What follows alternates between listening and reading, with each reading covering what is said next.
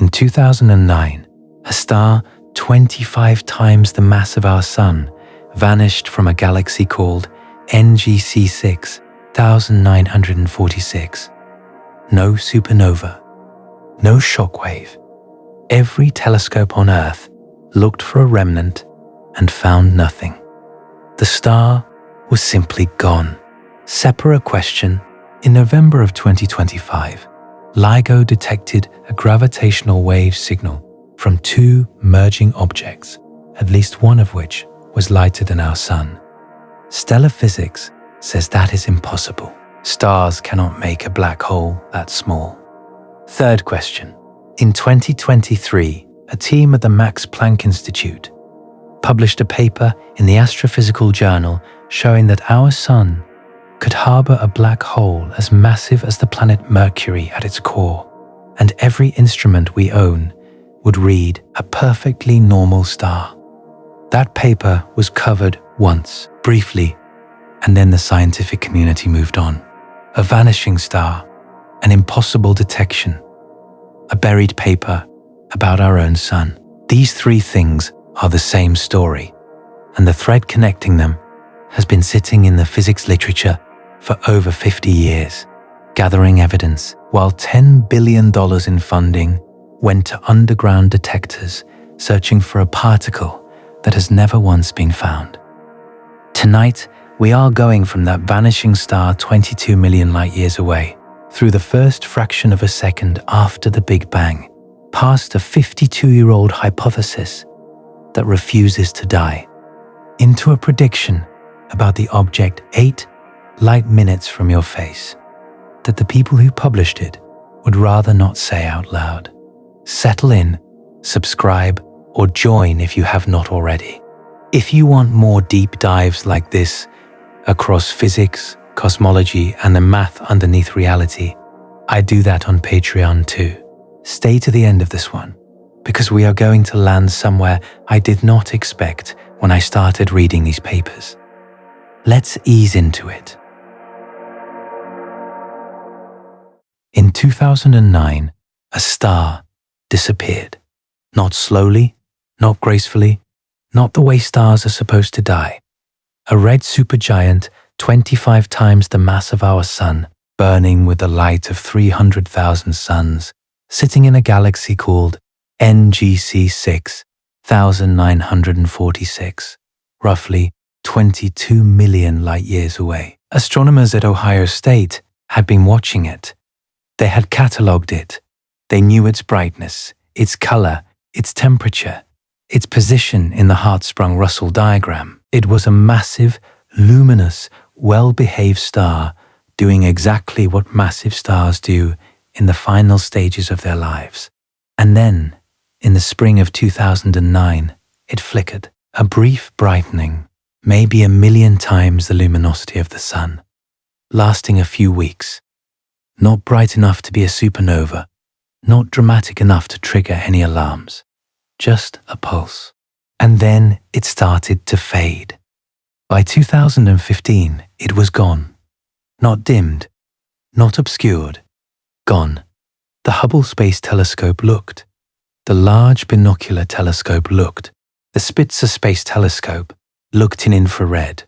The Chandra X-ray Observatory looked in X-rays. Every major instrument humanity has ever pointed at the sky was aimed at the exact coordinates where this star had been, and what they found was nothing. A faint smudge of warm dust, dimming year after year. The star itself, a ball of plasma bigger than the orbit of Mars, had simply ceased to exist in any observable way. The team that documented this, led by Scott Adams and Christopher Kochanek at Ohio State, published their findings in monthly notices of the Royal Astronomical Society in 2017. They gave it the clinical designation N6946 BH1. They called it a failed supernova candidate. And here is the part that should stop you cold. Their best explanation, the one sitting at the top of every analysis, the one nobody has been able to rule out after more than a decade of follow-up observation, is that this star collapsed directly into a black hole. No explosion, no shockwave, no blast of neutrinos powerful enough to blow the outer layers into space. The core just gave up. The event horizon swallowed the star from the inside out, and 25 solar masses of matter were quietly removed from the visible universe. That is the official explanation. A star ate itself, and nobody saw it happen. But there is another possibility, one that has been building in the literature for years, in papers most people have never read, authored by physicists whose names you have probably never heard. And it is worse than a star collapsing under its own weight. It is worse because it implies that the thing that killed N6946, BH1, was not the star itself. It was something that was already inside it, something that had been inside it, possibly for billions of years, growing slowly, feeding on the star's own core material, getting heavier and hungrier with every passing moment, according to an equation that guarantees the feeding accelerates the fatter it gets. A parasite, a gravitational parasite, smaller than an atom, but heavier than a mountain, born in the first fraction of a second after the Big Bang, drifting through the dark matter halo of its galaxy, until it was captured by a forming star and pulled into its center. And here is where it gets worse. If the models are right, if the math published in the Astrophysical Journal in 2023 is correct, then our own sun could have one of these things sitting at its core right now. And we would not know. The paper says we would not know. It says the sun could be harboring a black hole as massive as the planet Mercury at its center, and the surface would look completely normal. The fusion would still burn. The light would still shine. You would still feel warmth on your face. And underneath all of it, something would be eating the sun alive. I need to be careful here, because this is one of those topics where the line between published physics and science fiction gets uncomfortably thin. Everything I am about to tell you is real. It is in the journals. It has been peer-reviewed. The math has been checked. But the implications are so strange, so fundamentally unsettling, that the physics community has done what it always does when confronted with something it does not want to deal with publicly. It published the papers, filed them quietly, and moved on to safer questions. The people who wrote these papers know what they found. The people who reviewed these papers know what was found. And the fact that you are hearing about it from me and not from the front page of every newspaper on Earth should tell you something about how the scientific establishment handles ideas that make it uncomfortable. This is the story of primordial black holes, not the ones you have heard of, not the stellar mass black holes formed from dying stars, not the supermassive black holes sitting at the centers of galaxies. These are different. These are older than stars, older than atoms, older than the first second of the universe. They were born in conditions so extreme that the rules you were taught about how black holes form do not apply. And the thing about them that nobody wants to talk about is that they might be everywhere, inside stars, inside planets, drifting through the space between your hand and this screen. The dark matter that holds every galaxy together, the 27% of the universe that has been missing from our equations for nearly a century, the substance that physicists have spent billions of dollars trying to detect in underground laboratories and particle accelerators, might be made of black holes, tiny, ancient, invisible black holes, and some of them might be feeding. I need to tell you about what happened when JWST turned its instruments on N6946, BH1 in 2023, because it reveals something important about how science works and does not work when the stakes are this high. Emma Beasor, Nathan Hosseinzadeh, Nathan Smith, and their team used JWST's NIR cam and MIRI instruments to observe the exact position where the star had been.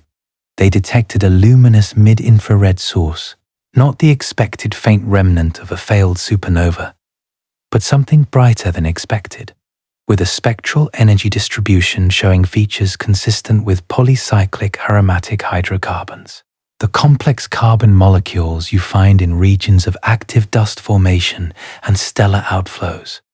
Beasor's team published in the Astrophysical Journal in 2024, volume 964, page 171, and their conclusion was striking. They argued that N6946 BH1 was not a failed supernova at all. It was an intermediate luminosity optical transient, an ILOT, the result of a stellar merger, two stars colliding. Not a core collapse, not a star eating itself. Something altogether different and far more mundane.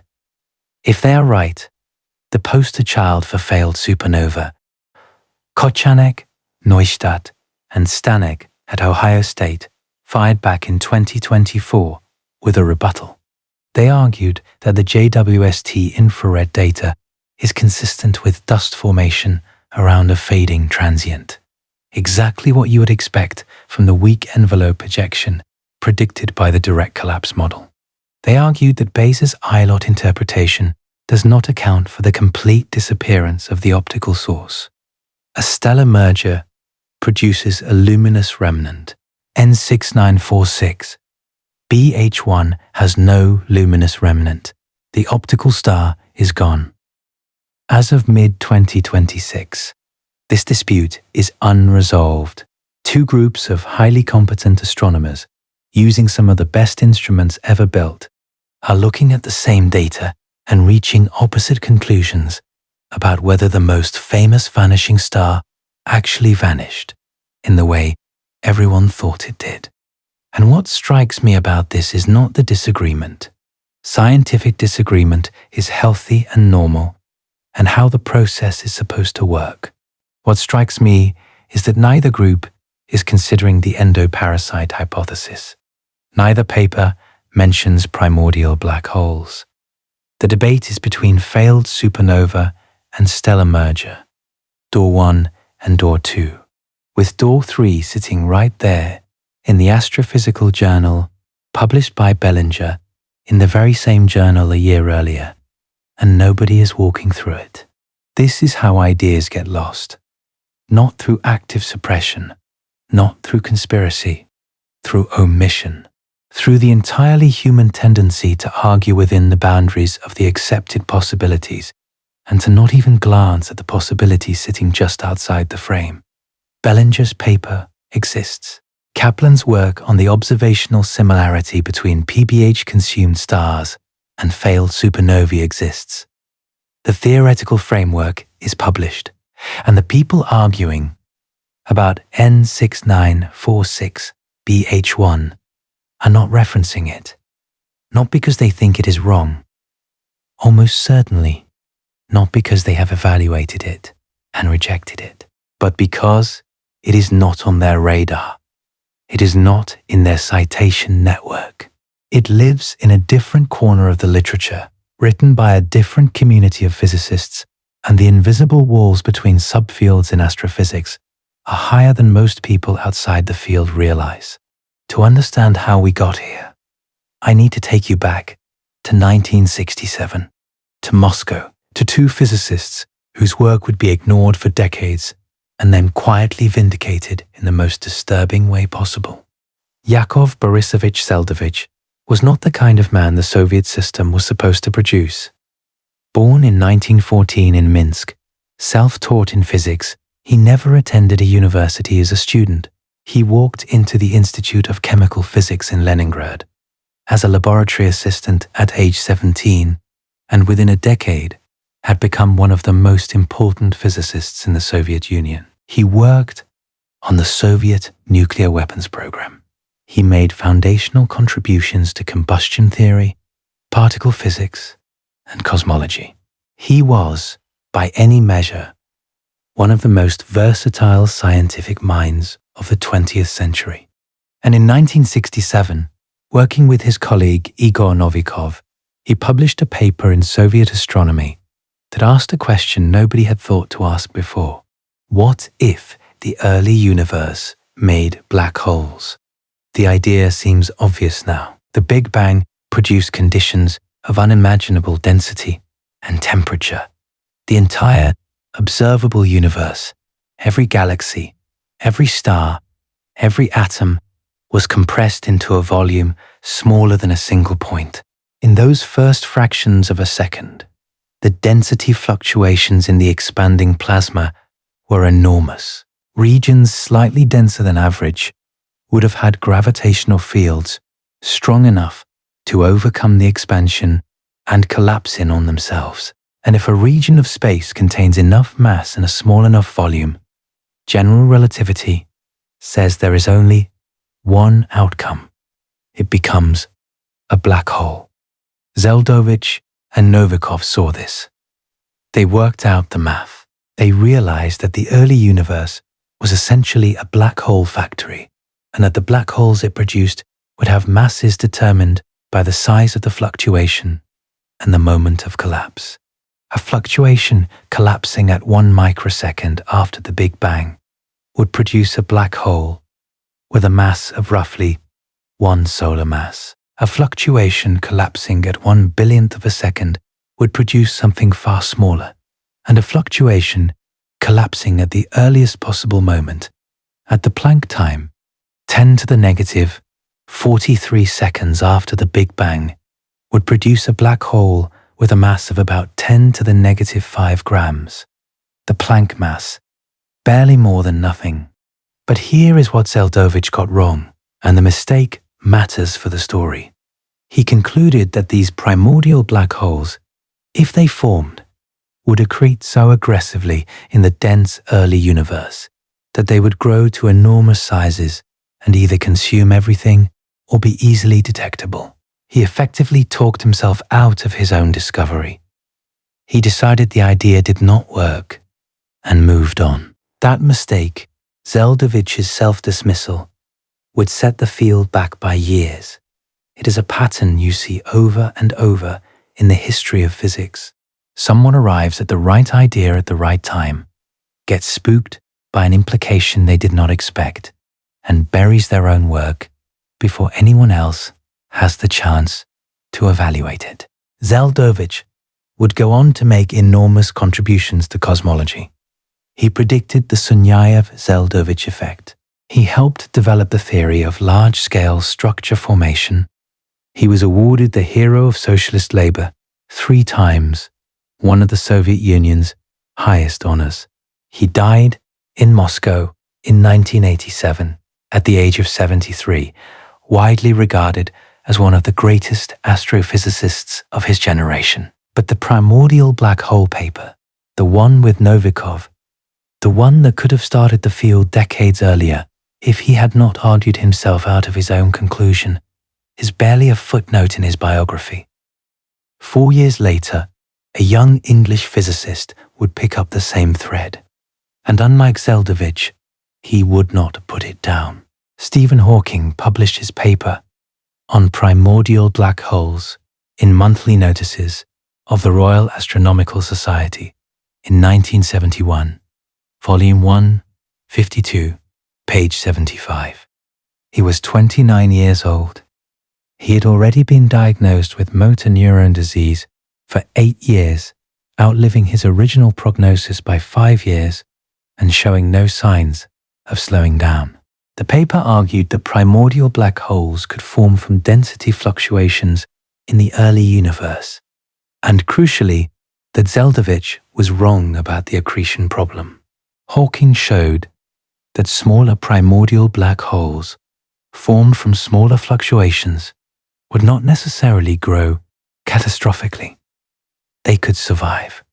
They could be out there right now with masses ranging from the submicroscopic to the supermassive, relics of the first instant of creation scattered through the cosmos like shrapnel from the original explosion. And the mechanism of formation once you understand it, is almost disturbingly natural. It does not require exotic physics. It does not require fine-tuning. It just requires the early universe to have had density fluctuations. And we know it did because we can see them. The cosmic microwave background, the oldest light in the universe, released when the cosmos was only 380,000 years old, carries a map of the density fluctuations that existed at that time. The hot spots and cold spots in the CMB correspond to regions that were slightly denser or slightly less dense than average. Those fluctuations, amplified by gravity over billions of years, became the galaxies and clusters we see today. But the CMB only shows us the fluctuations that survived to 380,000 years. At earlier times, at the moments relevant to primordial black hole formation, the fluctuations could have been much larger.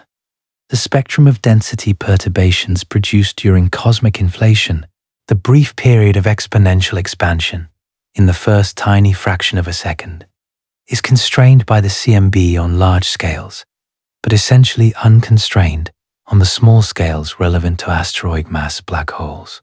The fluctuations that would produce primordial black holes in the asteroid mass window correspond to scales that re-entered the cosmic horizon at roughly 10 to the negative 20 seconds after the Big Bang. We have no direct measurement of what the density fluctuations looked like at that scale. They could have been large enough to produce black holes. They could have been negligible. We do not know. And this is the frustrating core of the problem. The formation mechanism is theoretically clean.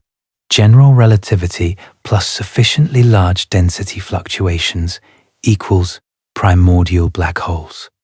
The only question is whether the density fluctuations at the relevant scale were large enough. And the answer to that question depends on the specific model of cosmic inflation, which is itself one of the great unsolved problems in theoretical physics. We know inflation happened, or at least something very like it happened, because the CMB's statistical properties demand it. But we do not know which model of inflation is correct, and different models predict different spectra of small-scale density perturbations. Some models predict enough to make primordial black holes. Some do not. The data to distinguish between them does not yet exist. So the question of whether primordial black holes exist is ultimately a question about what happened in the first 10 to the negative 20 seconds after the Big Bang. A question about physics at energies and timescales so extreme that no experiment we can build on Earth will ever directly probe them. The only way to answer it is to look for the black holes themselves in the gravitational wave data, in the asteroseismic data, in the Mars orbit perturbations, in the sky. 3 years later, Hawking would publish the paper that made him famous, the one about black hole radiation, the one that showed black holes are not perfectly black, that they emit thermal radiation at a temperature inversely proportional to their mass, and that over immense stretches of time, they slowly evaporate and disappear. That paper changed physics. But the primordial black hole paper, the one from 1971, the one almost nobody outside of cosmology has ever read, is the one that matters for this story, because it opened a door that the physics community has been trying to quietly close ever since. And the person who walked through that door and refused to leave was Hawking's own graduate student. Bernard Carr was born on the 23rd of May, 1949, in Brentwood, Essex. He studied mathematics at Trinity College, Cambridge, graduated in 1972, and began his PhD under Hawking at the Institute of Astronomy. His thesis was on primordial black holes.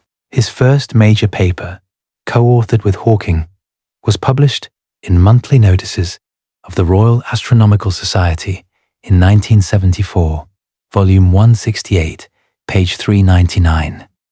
It laid out the mass spectrum of primordial black holes, the mathematical framework for predicting how many of each size the early universe could have produced, and the observational constraints that could rule out different mass ranges. A year later, in 1975, they published the follow-up in the Astrophysical Journal, volume 201, page 1. I want you to hold Bernard Carr in your mind, because his career is going to mirror this entire story in a way that is almost too perfect to be coincidence. He has spent more than 50 years working on primordial black holes. He moved to Queen Mary University of London in 1985 and has authored more than 200 scientific papers. He won the Adams Essay Prize. He has watched the field he helped create go from fringe curiosity to respectable speculation to, in the last decade, one of the most active areas of research in cosmology. He and Anne Green published a comprehensive history of the field in 2024, and in it, they note something remarkable. The publication rate for primordial black hole papers stayed flat at a handful per year for decades. It bumped up to about 100 per year after the macho microlensing results in 1996. And then, after LIGO detected gravitational waves in 2016, it exploded. Hundreds of papers a year. Suddenly, everybody wanted to talk about primordial black holes. But that spike in interest came with a very specific focus. People were interested in large primordial black holes, the ones that might explain the unexpectedly heavy black hole mergers LIGO was detecting. Almost nobody was talking about the small ones, the ones in what physicists call the asteroid mass window. And the asteroid mass window is where this story turns from strange to genuinely disturbing. Here is the problem. We know dark matter exists. We know it because galaxies rotate too fast for the visible matter they contain to hold them together. We know it because galaxy clusters bend light in ways that require far more mass than we can see. We know it because the cosmic microwave background, the oldest light in the universe, has a pattern of hot and cold spots that can only be explained if about 27% of the universe's total energy density is made of something that has mass and gravitational influence but does not interact with light. That something is dark matter. It is not a hypothesis. It is a measurement. The question is what it is made of. For decades, the leading candidates were exotic particles, WIMPs, weakly interacting massive particles, axions, sterile neutrinos. Dozens of underground experiments have been built to detect them. The Large Hadron Collider was expected to produce them. And after 40 years of searching, spending billions of dollars, building detectors in abandoned mines and under mountains and at the bottom of the Mediterranean Sea, we have found nothing. Not one WIMP, not one axion, not one sterile neutrino. Every detector has come up empty. Every collider run has returned null results. The most expensive search for a single type of particle in human history has produced, as of today, 0 confirmed detections. And while that search was failing, a small group of physicists was pointing out something uncomfortable. Dark matter does not have to be a particle. It could be primordial black holes. Not any primordial black holes. Most mass ranges have been ruled out. If primordial black holes were too heavy, their gravitational lensing would be detectable in surveys of distant stars. The Subaru Hyper-Suprime-Chem survey stared at the Andromeda Galaxy in 2019, monitoring tens of millions of stars simultaneously with the 8.2-meter Subaru telescope on Mauna Kea, looking for the brief brightenings that would occur if a primordial black hole passed between us and a distant star. They found one candidate event, one, and from that single data point, Hiroko Niokura and colleagues in Nature Astronomy, Volume 3, page 524, ruled out primordial black holes between 10 to the negative 11 and 10 to the negative 6 solar masses as the dominant component of dark matter. If primordial black holes were too light, lighter than about 10 to the 15 grams, they would have already evaporated via Hawking radiation. The universe is 13.8 billion years old. A black hole that small would have radiated away its mass long ago in a burst of high-energy particles. We would see those bursts. We do not.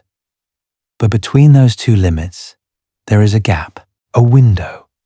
Primordial black holes with masses between roughly 10 to the 17 and 10 to the 23 grams. That is the mass of a large asteroid. For scale, 10 to the 20 grams is about the mass of the asteroid Vesta, one of the largest objects in the asteroid belt, roughly 500 kilometers across. Except a primordial black hole with that mass would not be 500 kilometers across. Its Schwarzschild radius, the size of its event horizon, would be about 10 to the negative 8 centimeters. That is smaller than an atom, smaller than the nucleus of an atom. An object with the mass of a mountain compressed into a volume smaller than a proton. And here is what makes the asteroid mass window so important. As of 2024, according to Gorton and Green in SciPost Physics, Volume 17, Paper 32, this window remains open. Every constraint that has been thrown at it, microlensing, femtolensing, gamma-ray observations, neutron star capture rates, has failed to close it. Let me walk you through why. Because the details of each failed constraint tell a story about how our assumptions can blind us to what is right in front of us. Microlensing was supposed to be the definitive test. When a massive object passes between us and a distant star, its gravity bends the light of that background star, causing a temporary brightening. This is gravitational lensing. For objects in the stellar mass range, this produces detectable brightenings lasting days to weeks. The Mako and Eros experiments in the 1990s monitored millions of stars in the Magellanic Clouds for exactly these events, and they ruled out compact objects between about a tenth and 30 solar masses as the dominant component of dark matter. But for asteroid mass objects, the lensing timescale shrinks. A 10 to the 20 gram primordial black hole would produce a microlensing event lasting a tiny fraction of a second. You would need a telescope capable of monitoring millions of stars with sub-second cadence to catch it. The Subaru Hyper-Supreme Cam survey in 2019 did exactly this, monitoring tens of millions of stars in Andromeda, had 2-minute cadence over a single 7-hour night with one of the largest telescopes on Earth. They constrained masses down to about 10 to the negative 11 solar masses. But below that, wave optics effects destroy the signal. When the Schwarzschild radius of the lensing object becomes comparable to the wavelength of the light being lensed, the clean geometric amplification breaks down into a diffraction pattern that is too weak to detect. The light literally bends around the object and interferes with itself in a way that produces no measurable brightening. The primordial black holes in the asteroid mass window are simply too small for light to resolve. Femtolensing of gamma-ray bursts was once considered the solution. Gamma rays have much shorter wavelengths, so the diffraction limit is pushed to smaller masses. In principle, asteroid mass objects should produce detectable interference patterns in the spectra of distant gamma-ray bursts. This constraint was published and for several years was cited as evidence against primordial black holes in the asteroid mass window. Then it was retracted. Multiple groups showed that finite source size effects, the fact that gamma-ray bursts are not point sources but have a physical extent, wash out the femtolensing signal. The constraint disappeared. Neutron star survival was another proposed constraint. If primordial black holes are everywhere, then some of them should have been captured by neutron stars in globular clusters, where the dark matter density is high and the velocities are low. The consumed neutron stars would be missing from the cluster. By counting the neutron stars in globular clusters and comparing to the expected number, you could in principle constrain the primordial black hole abundance. But this constraint depends critically on the dark matter density profile inside globular clusters, which is poorly known, and on the capture cross-section, which depends on the velocity dispersion, which varies from cluster to cluster. The constraint is model-dependent in ways that make it unreliable.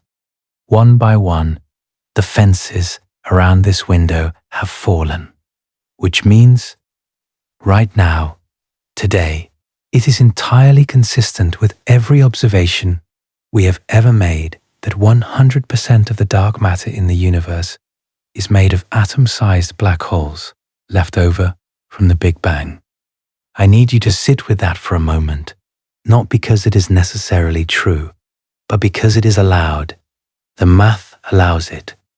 The observations allow it. And if it is true, the implications are staggering. First, the physical reality of what we are talking about. A primordial black hole in the middle of the asteroid mass window, say 10 to the 20 grams, has a Schwarzschild radius of about 1.5 times 10 to the negative 8 centimeters. That is about 1.5 angstroms. For context, the Bohr radius of a hydrogen atom, the most basic unit of matter in the universe, is 0.53 angstroms. This primordial black hole is about 3 times the size of a hydrogen atom, but it has the mass of an asteroid. Imagine taking every grain of sand on a beach, compressing it into a ball smaller than the point of a needle, and then compressing it again until it is smaller than an atom. That is what we are discussing. An object that occupies less space than the simplest atom in the periodic table, but weighs as much as a mountain range. And these things, if they are dark matter, would be the most numerous massive objects in the universe. Not stars, not galaxies, not gas clouds, primordial black holes. Trillions of them, swarming through every galaxy, every cluster, every void. The universe in this scenario is a sea of invisible mountains, each one smaller than an atom, each one 13.8 billion years old, each one carrying the gravitational weight of a geological feature compressed into a subatomic volume. Now here is something that adds another layer to this, something that connects back to Hawking's most famous work. These primordial black holes, even in the asteroid mass window, would be emitting Hawking radiation. Every black hole radiates. The temperature of the radiation is inversely proportional to the mass. For a stellar mass black hole, 10 solar masses, the Hawking temperature is about 6 times 10 to the negative 9 Kelvin. That is so close to absolute zero that the radiation is utterly undetectable, overwhelmed by the cosmic microwave background at 2.7 Kelvin. But for an asteroid mass primordial black hole, the temperature is higher. A 10 to the 17 gram PBH would have a Hawking temperature of about 100 million Kelvin. That is hot, extremely hot. But the luminosity, the total power output, is pathetically small because the emitting surface, the event horizon, is so tiny. The luminosity scales as 1 over m squared, so a lighter PBH is hotter but also dimmer. An asteroid mass PBH radiates at about 10 to the negative 29 watts. For comparison, a single firefly produces about 10 to the negative 3 watts. The Hawking radiation from an asteroid mass primordial black hole is roughly 10 to the 26 times fainter than a firefly. It is the faintest light source imaginable. You could put one next to your face and you would never, in a billion years, detect a single photon. But inside a star, that changes the calculation in an interesting way. The Hawking radiation from the PBH would be absorbed by the surrounding stellar plasma, adding a tiny amount of energy to the star's thermal budget. For small seeds, this contribution is negligible compared to nuclear fusion. But as the PBH grows through Bondi accretion, the Hawking radiation actually decreases because the temperature drops as the mass increases. The dominant energy source transitions from Hawking radiation to accretion luminosity. The PBH stops being a faint emitter and starts being a gravitational drain. The physics flips. The endoparasite begins its real work. And the name Hawking star, the term Bellinger coined, captures both aspects of this. The star is named for Hawking not just because of Hawking radiation, but because Hawking was the one who predicted that these objects could exist in the first place. There is a poetic completeness to it. Hawking proposed primordial black holes in 1971.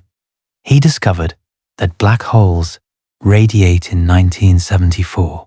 50 years later, a team at the Max Planck Institute named the objects created by the intersection of those two ideas after him, the stars that carry his black holes and glow, in part, by his radiation. Because if dark matter is primordial black holes, then they are everywhere. The dark matter density in our region of the Milky Way is about 0.4 GeV per cubic centimeter. That translates for primordial black holes of 10 to the 20 grams to roughly 10 to the 25 of them in our galaxy alone. 10 trillion trillion. The average distance to the nearest one would be about 35 astronomical units. That is roughly the distance from the Sun to Neptune. There is, according to the math, a primordial black hole closer to you right now than Neptune is. And in 2024, a team at MIT made this concrete. David Tran, Sarah Geller, Benjamin Lehman, and David Kaiser published a paper in Physical Review D, Volume 110, Paper 063533, showing that if asteroid mass primordial black holes constitute all of dark matter, one of them should fly through the inner solar system approximately once every decade, not near the solar system, through it, past Mars, past Earth, through the space where we live. Sarah Geller, one of the co-authors, said it directly.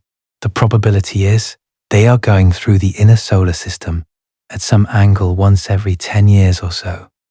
I want you to think about what that sentence means in physical terms. Right now, as you listen to this, there are primordial black holes drifting through the Milky Way's dark matter halo at velocities of a few hundred kilometers per second. If the asteroid mass window is the answer to dark matter, then the nearest one to you at this moment is about 35 astronomical units away, roughly the distance from the Sun to Neptune. It has the mass of a mountain compressed into a space smaller than the nucleus of an atom. It is invisible to every telescope we have ever built, every detector we have ever designed, every instrument we have ever imagined. It interacts with nothing except gravity. It has been drifting since the first fraction of a second after the Big Bang, for 13.8 billion years, through the formation of the first atoms, the ignition of the first stars, the assembly of the first galaxies, the coalescence of the Milky Way, the formation of the solar system, the emergence of life on Earth, the entire history of human civilization, and it has never once interacted with any of those things in any detectable way. It just passed through, like a ghost with the mass of a mountain. The MIT proposal is elegantly simple. We already track Mars with extraordinary precision. The Viking landers in the 1970s, the Mars Reconnaissance Orbiter, the InSight lander, Decades of radar ranging data have determined Mars's position relative to Earth with meter-level accuracy. If a primordial black hole of 10 to the 20 grams flew within a few astronomical units of Mars, the gravitational pull would deflect the planet's orbit by roughly 1 meter. Not enough to notice with the naked eye, not enough to change the seasons or the trajectory of any spacecraft, but enough to show up in the ranging data, a residual in the orbit, a wobble that does not match the predictions of the standard solar system gravitational model. And if you see the wobble, and you can show it is not caused by any known asteroid or Kuiper belt object or measurement error, then you are looking at the gravitational fingerprint of a dark matter primordial black hole passing through your neighborhood. The paper estimates that 10 years of precision Mars tracking data should be sufficient to either detect a primordial black hole flyby or to rule out asteroid mass primordial black holes as 100% of dark matter at meaningful confidence. 10 years. We might know the answer to the dark matter problem, the biggest unsolved question in cosmology, within a decade. Not by building a new particle accelerator, not by digging a new underground laboratory, by carefully watching how a planet wobbles. That should be on the front page of every science publication in the world. It is not. It was covered briefly in a few outlets when the paper was published. Newsweek ran an article with the headline, "One black hole may pass through our solar system every decade." And then the news cycle moved on. The Mars ranging data continues to be collected. The analysis is presumably being done somewhere, by someone. And the rest of the world goes about its business, unaware that the answer to what 85% of the matter in the universe is made of might be sitting in a JPL computer, waiting for someone to look at it carefully enough. They proposed looking for the gravitational signature. A primordial black hole passing close to Mars would tug on the planet, perturbing its orbit by roughly 1 meter. That is well within the precision of modern planetary ranging experiments. If you track Mars carefully enough, for long enough, you might see the wobble. You might see the fingerprint of an invisible mountain mass object that passed through our neighborhood. And if you do, you would be looking at a relic from the first fraction of a second after the creation of the universe. An object older than atoms, older than protons, something that has been drifting through the cosmos for 13.8 billion years, interacting with nothing except gravity, invisible to every telescope and detector we have ever built. But that is not what keeps the authors of these papers awake at night. What keeps them awake is what happens when one of these objects does not drift past a star.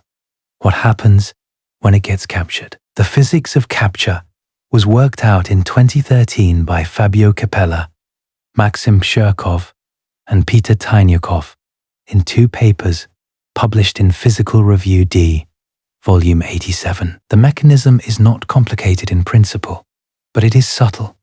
A primordial black hole drifting through a cloud of gas and dark matter in the early universe would not normally be captured by a forming star.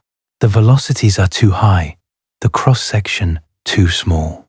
In the present-day Milky Way, where stars move at hundreds of kilometers per second relative to the dark matter halo, capture is essentially impossible. The primordial black hole would fly through the star faster than the star's gravity could hold it. It would enter one side, pass through the stellar interior, maybe absorbing a negligible amount of mass on the way, and exit the other side, continuing on its original trajectory. No capture, no endoparasite, just a fleeting encounter that nobody would notice. But in certain environments, the math changes dramatically, and this is where the story takes a turn that I still find difficult to absorb. In the halos of early dwarf galaxies, the ones that formed in the first few 100 million years after the Big Bang, the conditions were different. The velocity dispersion of dark matter in these tiny, primordial halos was much lower than in the present-day Milky Way.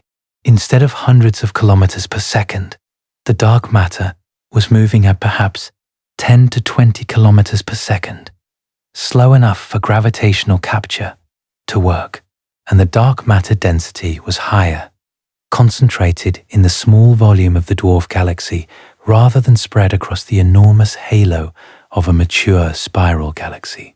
During the process of star formation in these environments, something remarkable happens. As a gas cloud collapses under its own gravity to form a star, it pulls the surrounding dark matter inward through adiabatic contraction. The baryonic matter, the normal stuff, falls to the center and heats up and ignites nuclear fusion. But the dark matter, which does not interact electromagnetically, does not heat up. It does not radiate. It just gets concentrated along with the gas, following the deepening gravitational well, and anything embedded in that dark matter, any primordial black holes that happen to be in the vicinity, gets concentrated too. Capella and colleagues calculated the capture probability in the halos of ultra-faint dwarf galaxies, the kind that are now absorbed as satellite galaxies orbiting the Milky Way. The probability that a forming star captures at least one primordial black hole was significant. Not certain, not inevitable, but far from negligible. A few percent for some models. And given the number of stars that formed in these environments over cosmic history, even a capture rate of 1% translates to billions of infected stars in the present-day galaxy. Esteban Gutierrez, Mapelli, and their collaborators extended this work in 2022, publishing in monthly notices of the Royal Astronomical Society, Volume 517, page 28. They looked specifically at the ultra-faint dwarf galaxies that have been absorbed by the Milky Way, the shredded remnants of ancient satellite systems whose stars are now mixed into the Milky Way's halo and disk. Stars that were born in dense, low-velocity dark matter environments, stars that might carry endoparasites. The Milky Way has consumed dozens of dwarf galaxies over its lifetime. The Sagittarius dwarf elliptical galaxy is being torn apart right now, its stars streaming into the Milky Way's halo in two long tidal tails that wrap around the sky. The Gaia satellite has mapped these stellar streams in extraordinary detail.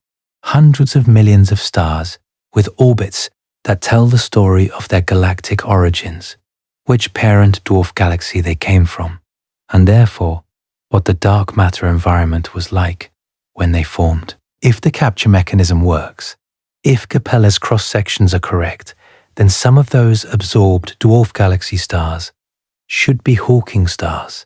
They should be carrying primordial black holes, and they are now part of our galaxy, orbiting the same galactic center we orbit, sharing the same stellar neighborhood. The question is not whether the mechanism could work. The question is how many stars are infected, and whether we can find them before their parasites finish feeding. What Capella and colleagues showed is that during the formation of a star inside a dense, slow-moving dark matter environment, a primordial black hole could be swept into the collapsing gas and pulled into the core of the newborn star, not by collision, not by friction, by the gentle, inexorable redistribution of the gravitational potential as the gas cloud contracts. The dark matter and anything embedded in it gets concentrated along with the baryonic matter. A primordial black hole that happened to be in the wrong place at the wrong time would find itself trapped inside a star, sitting at or near the core, surrounded by the densest, hottest plasma in the stellar interior. And once it is inside, it starts to eat. This is where the physics becomes genuinely disturbing. The accretion rate of a black hole embedded in a gas is described by the Bondi accretion formula, first derived by Hermann Bondi in 1952. The formula says the mass accretion rate is proportional to the square of the black hole's mass, multiplied by the density of the surrounding gas, divided by the cube of the sound speed. The critical term is the m squared, the mass of the black hole squared. This means the rate of feeding is not constant. It accelerates. The heavier the black hole gets, the faster it eats. And the faster it eats, the heavier it gets. It is a runaway process, a feedback loop, a gravitational parasite that grows exponentially once it reaches a critical mass. Thomas Baumgart and Stuart Shapiro at the University of Illinois formalized this in 2021 in Physical Review D, Volume 103. They were looking at neutron stars specifically, asking how long a neutron star could survive with a primordial black hole trapped at its center. They called the black hole an endoparasite. That word was not chosen for dramatic effect. It was chosen because it is the precisely correct biological analogy. An endoparasite is an organism that lives inside its host, feeding on the host's tissue, growing at the host's expense, eventually consuming the host entirely. That is exactly what a primordial black hole does to a star. It lives inside. It feeds on the core material. It grows, and eventually it consumes the star from the inside out. The neutron star case is particularly illuminating because the numbers are so extreme. A neutron star is already the densest object in the universe that is not a black hole. Roughly 1.5 solar masses crammed into a sphere about 20 kilometers across. The density at the center of a neutron star is somewhere around 10 to the 14 grams per cubic centimeter. For reference, that is about 100 trillion times the density of water. A teaspoon of neutron star material, if you could somehow scoop it out and bring it to Earth, would weigh about 6 billion tons. And that density is what makes neutron stars such effective feeding grounds for an endoparasitic black hole. The Bondi accretion rate depends on the gas density. Higher density means more material available to fall into the black hole per unit time. Inside a neutron star, the density is so enormous that even a tiny primordial black hole accretes at a rate that becomes significant on astrophysical timescales. Baumgart and Shapiro derived something they called the maximum survival time. For a neutron star harboring a primordial black hole of 10 to the 20 grams, roughly 100 billionth of a solar mass, the maximum survival time is on the order of 1 billion years. The black hole sits at the center, gobbling neutron degenerate matter at a rate determined by Bondi's formula, doubling in mass again and again according to the m-squared scaling, until it crosses a threshold where the accretion becomes catastrophic. At that point, the rest of the neutron star falls in within seconds. A star that was 16 kilometers across, spinning hundreds of times per second, lighting up the sky with radio pulses, is reduced to a black hole of about 1.5 solar masses. The pulsar stops pulsing. The neutron star stops being a neutron star. And from the outside, if anyone were watching, they would simply see a pulsar go silent. How many pulsars have gone silent? We do not know. We do not track individual pulsars with the kind of long-term monitoring that would let us notice one disappearing. The pulsar catalog contains over 3,000 known objects, discovered over more than 50 years, but no systematic survey is watching all of them continuously. A pulsar that stopped emitting could be lost in the data for years before anyone noticed, and even then, the default explanation would be a glitch in the magnetic field geometry, a change in the beam orientation, something mundane. The possibility that the neutron star was consumed by an internal parasite would not be the first hypothesis anyone reached for. Christopher Richards, working with Baumgart and Shapiro, confirmed the m-squared scaling numerically in 2021, running simulations that track the accretion over many orders of magnitude in black hole mass. The runaway is real. The math holds. Once a primordial black hole begins feeding inside a star, there is no mechanism to stop it. The star is doomed from the moment of capture. The only question is how long it takes. And I want to dwell on that phrase for a moment. Doomed from the moment of capture, not from the moment the star runs out of fuel, not from the moment the core exceeds the Chandrasekhar limit, from the moment billions of years earlier when a mountain-sized black hole, smaller than a proton, was swept into the collapsing gas cloud that would eventually become the star. The star ignites. It enters the main sequence. It fuses hydrogen peacefully for billions of years. It might form planets. Those planets might develop life. That life might look up at the star and think it was stable, permanent, reliable. And the whole time, from the very first day, the outcome was already determined. The parasite was already there. The clock was already running.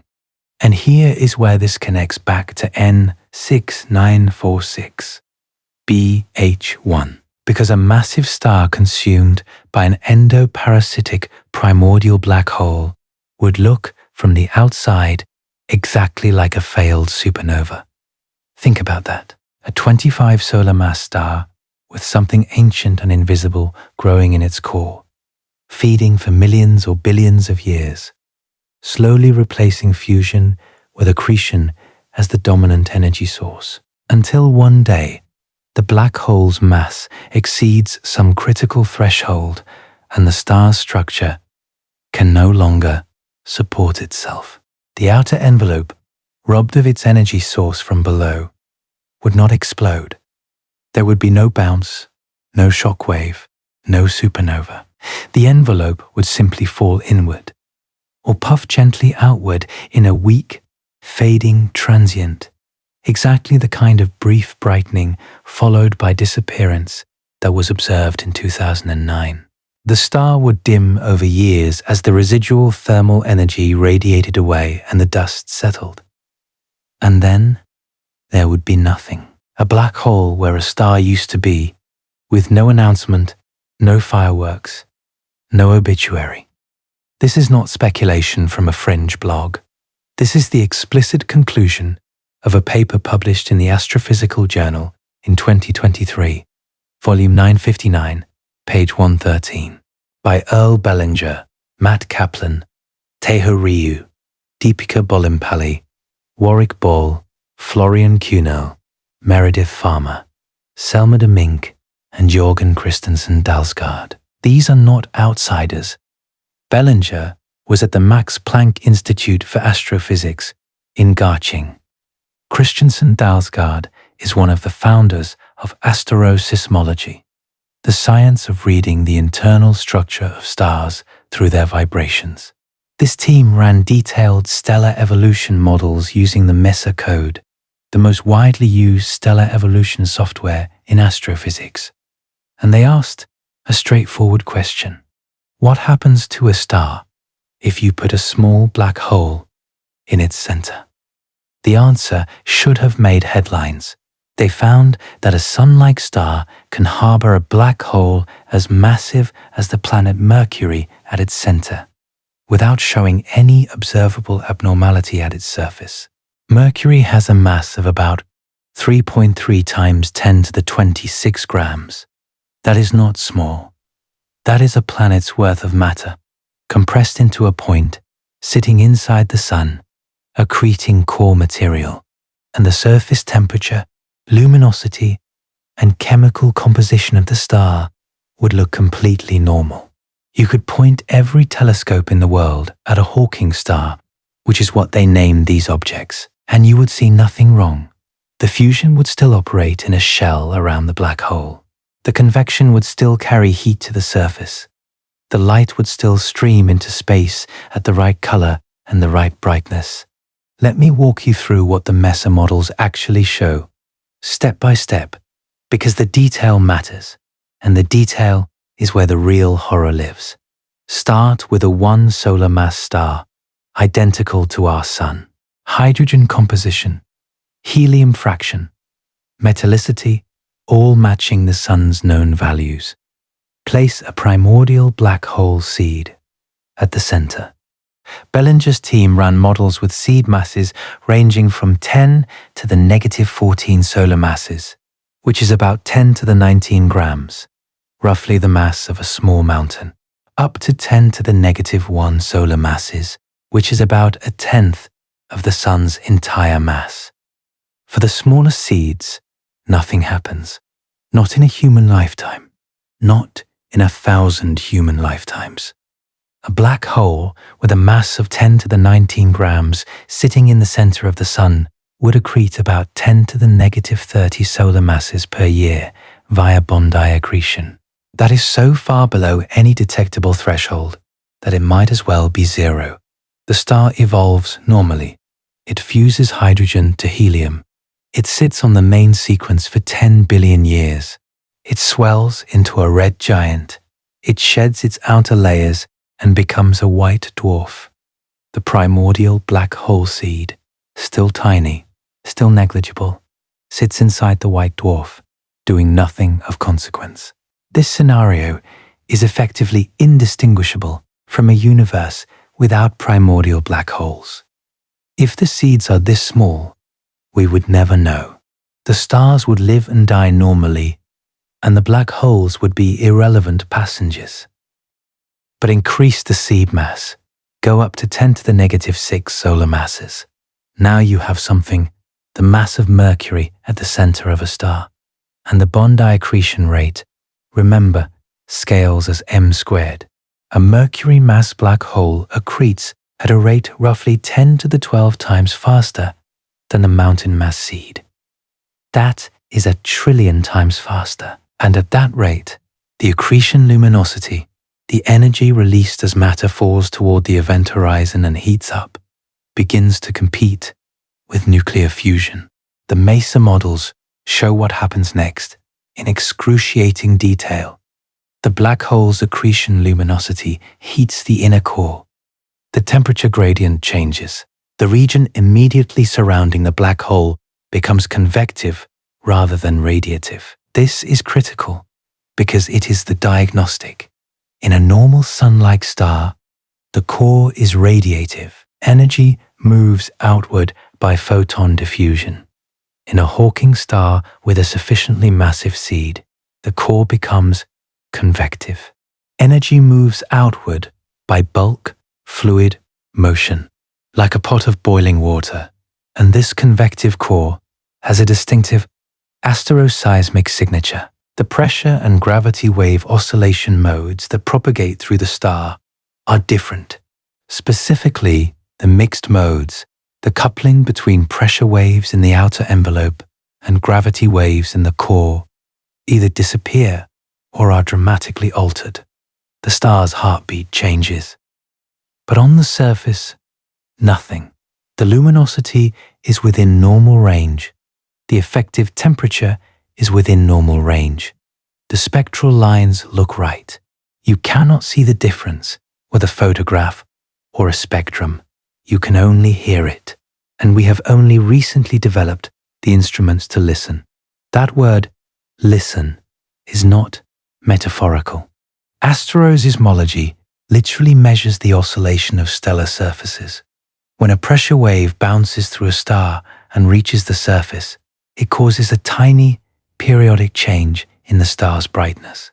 The Kepler Space Telescope was designed to find exoplanets by detecting these tiny brightness variations, and as a side effect, it produced the most detailed asteroseismic dataset in history. 4 years of continuous observation of more than 150,000 stars, measuring brightness changes as small as a few parts per million. TESS, the Transiting Exoplanet Survey satellite, has continued this work since 2018, surveying nearly the entire sky, and the European Space Agency's Plato mission, scheduled for launch in 2026, will push asteroseismic precision even further. The data exists. The tools exist. The theoretical predictions are published and specific enough to test. What is missing is someone doing the test at scale. Bellinger's team has identified the 500 red straggler candidates from Gaia. They need to cross-reference those candidates with the Kepler and TESS asteroseismic archives.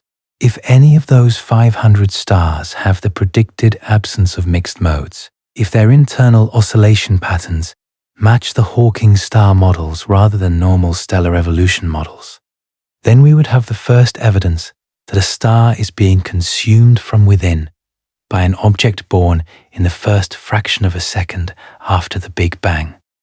That analysis, as far as I can tell from the published literature, has not been completed yet. It is in progress. The most important observational test in the history of the primordial black hole hypothesis is sitting in a queue somewhere, waiting for telescope time and postdoc hours and the slow grinding machinery of academic publication. And meanwhile, the stars burn and the parasites feed, and nobody outside a very small community of specialists has any idea that this question is even being asked. I want to stop here for a moment because I think the weight of this gets lost in the technical language. Bellinger's team is saying that any star you look at in the night sky could have a black hole inside it. Not a metaphorical one, a real one. A remnant of the Big Bang, older than the star itself by billions of years, sitting at the center like a seed in a fruit, slowly growing, slowly replacing the star's own nuclear engine with something else entirely. And we would not see it. We do not have the instruments. We do not have the observational signatures. The star would look normal in every way we currently know how to measure. Matt Kaplan, one of the co-authors, was direct about it. He said the star will become a black hole-powered object rather than a fusion-powered object. Read that again. A star powered by a black hole instead of nuclear fusion. An object that looks like a star, sits in the sky like a star, emits light like a star, but is fundamentally a different kind of thing, a husk being worn by the parasite that is consuming it. And Bellinger told the Max Planck press office something even more unsettling. He said, and I want to quote this precisely, "Stars harboring a black hole at their center can live surprisingly long. Our sun could even have a black hole as massive as the planet Mercury at its center, without us noticing." That quote was published. It was reported in Science magazine. It appeared on a few science news websites. And then it was gone, absorbed into the daily churn of press releases and forgotten. No follow-up investigation, no public discussion, no front page anywhere. A team at one of the most prestigious astrophysics institutes in the world publishes a paper saying the sun might have a black hole inside it, and the response from the broader scientific community is effectively silence. This is what I mean when I say the information has been sitting there. The papers exist, the math is checked, the models are run, the results are published, and then nothing happens. Because the implication is so uncomfortable, so fundamentally destabilizing to the way we think about stars and solar systems and the night sky, that it is easier to file the paper and move on than to sit with what it actually means. But there is more. There is always more with this subject. Because Bellinger and Kaplan did not just show that Hawking stars are theoretically possible, they showed what they would look like at the end of their lives. And this is where the story connects back to those vanishing stars. A Hawking star with a sufficiently massive black hole seed does not die the way a normal star dies. As the black hole grows, it eventually surpasses the nuclear luminosity. The fusion shell shrinks. The star's structure changes. According to the MESA models, the star enters a phase they describe as a red straggler. It becomes anomalously cool and dim for its position on the Hertzsprung-Russell diagram. It puffs up. It reddens. It looks wrong, but not in a way that screams catastrophe. It just looks like a slightly odd star in a population of normal ones. And then, eventually, the black hole finishes its work. The remaining stellar material falls in, and the star is gone. No supernova, no visible remnant. Just a black hole where a star used to be. Exactly the signature of a failed supernova. And here is where I need to tell you about what Bellinger told Science magazine regarding how to actually find these things. He said the only reliable diagnostic would be astrocosmology, the study of stellar vibrations. A normal star with a radiative core produces a specific pattern of oscillation modes, pressure waves, that bounce through the interior and cause the surface to pulse in detectable ways. A Hawking star, with a black hole replacing the radiative core with a convective region heated by accretion, would have a different oscillation pattern. The mixed modes, the combined pressure and gravity wave oscillations that astrocosmologists use to probe stellar interiors, would be absent in a Hawking star. The star's heartbeat would be wrong, and Bellinger noted something that stopped me when I first read it. He said the European Space Agency's Gaia satellite has spotted approximately 500 anomalously cool giant stars, known as red stragglers, that his team is now planning to examine using astroseismic data from the CoROT, Kepler, and TESS missions. 500 stars that are cooler than they should be. 500 stars whose positions on the Hertzsprung-Russell diagram do not match their expected evolutionary state. Let me explain what that means, because the detail matters. When astronomers plot stars on the HR diagram, with surface temperature on the horizontal axis and luminosity on the vertical axis, stars of a given mass and age fall in predictable locations. A one solar mass star that is 5 billion years old should be at a specific temperature and a specific luminosity. If you find a star at the right luminosity for its mass, but at a lower temperature than expected, it means something is wrong with its internal structure. It is too cool for what it should be. There are conventional explanations, chemical anomalies, binary interactions, mass loss history, but Bellinger's models predict exactly the signature for Hawking stars in the late stages of parasitic consumption. As the black hole grows and begins to dominate the energy budget, the star becomes convectively dominated. It puffs up, it cools, it becomes a red straggler. 500 candidates sitting in the data, waiting to be checked. I want to follow this thread one step further, because there is an implication here that I have not seen anyone discuss publicly, and it has been on my mind since I started reading these papers. If Hawking stars are real, if some fraction of the galaxy stars harbor endoparasitic primordial black holes, then some of those stars have planets. Some of those planets might be in the habitable zone. Some of them might have liquid water and atmospheres and the conditions for life. And those planets orbit stars that are dying from the inside. Stars that will, eventually, over billions of years, transition from fusion-powered to accretion-powered and then to black holes. What happens to a habitable planet when its star is a Hawking star? For the first few billion years, nothing. The star looks normal. The planet receives normal sunlight. Life, if it has arisen, develops normally. Everything is fine. But underneath the surface of the star, the clock is running. The parasite is growing. And at some point, the star begins to change. It dims slightly. It cools slightly. The habitable zone shifts inward. The planet's climate changes. The Bellinger models show that, for a sun-like Hawking star with a Mercury mass seed, the star dims by about 50% over 100 million years as it transitions to the red straggler phase. A 50% reduction in stellar luminosity would be catastrophic for a habitable planet. It would trigger global cooling that makes Earth's snowball Earth episodes look mild. The oceans would freeze. The atmosphere would begin to collapse, and the planet would never know why. From the surface, the star is just dimming. The astrophysicists, if they exist, would look at their models and try to understand why the star is evolving too quickly.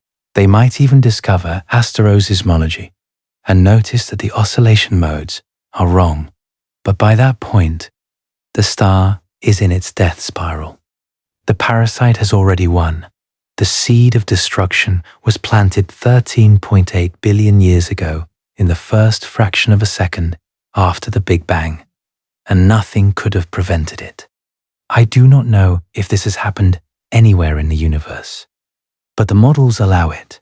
And if even a fraction of 1% of habitable zone planets orbit Hawking stars, then somewhere, at some point in the last 13.8 billion years, a civilization looked up at its dimming sun and had no idea what was happening to it. And here is a thought that connects to another unsolved problem in physics, one that nobody has linked to the endoparasite hypothesis, but that I cannot stop thinking about.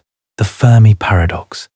If the universe is billions of years old and contains billions of habitable planets, where is everybody? Where are the signals? Where are the megastructures? Where is the evidence that any technological civilization has ever existed anywhere other than here? The standard answers involve nuclear war, climate change, resource depletion, the great filter hypothesis.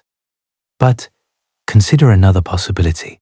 What if some civilizations develop on planets orbiting Hawking stars?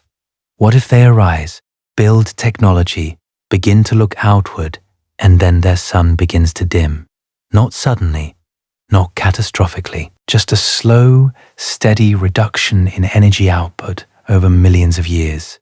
Enough to change the climate, enough to reduce agricultural productivity, enough to strain resources, enough to trigger the cascading failures that end civilizations, and the cause would be invisible, undetectable by any technology the civilization possessed. A parasite smaller than an atom, feeding on the core of their star, planted there 13.8 billion years ago by the initial conditions of the universe. The endoparasite would be the quietest great filter imaginable. No warning, no signature, no enemy to fight. Just a slowly dimming sun and a civilization that never understands why. I do not believe this is the answer to the Fermi paradox. The probability is too low, the effect too slow, the fraction of affected stars too uncertain. But the fact that the physics allows it, the fact that it sits comfortably within the published models, is the kind of implication that the people writing these papers are not following to its conclusion. They write the equations, they run the models, they publish the results, and then they stop at the edge of what the implications mean for the larger questions about the universe and our place in it. The professional incentive is to stay within your lane. Publish the stellar evolution model. Do not speculate about whether it changes the Fermi paradox. That is someone else's job. But nobody is doing that job. The people who work on the Fermi paradox are philosophers and SETI researchers who do not read stellar evolution papers about Hawking stars. The people who write Hawking star papers are astrophysicists who do not engage with the Fermi paradox literature. The idea sits in the gap between fields, and in science, the gaps between fields are where ideas go to die, and still, we have not reached the part that genuinely keeps me up, because everything I have told you so far is about distant stars in other galaxies, or about hypothetical scenarios involving our own sun. What I have not told you yet is what happened on the 21st of May, 2019, when the LIGO and Virgo gravitational wave detectors picked up a signal that should have been impossible. The event was designated JW190521. It was a binary black hole merger, two black holes spiraling into each other and colliding to produce a single, larger black hole. This is not unusual. LIGO detects these regularly. What was unusual was the masses. The final black hole had a mass of 142 solar masses. The two progenitors were estimated at roughly 85 and 66 solar masses, and the 85 solar mass component was a problem, a serious problem.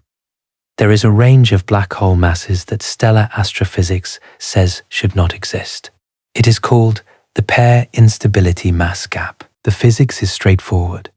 When a very massive star reaches the end of its life, the core temperature gets so high that the photons in the core start producing electron-positron pairs spontaneously.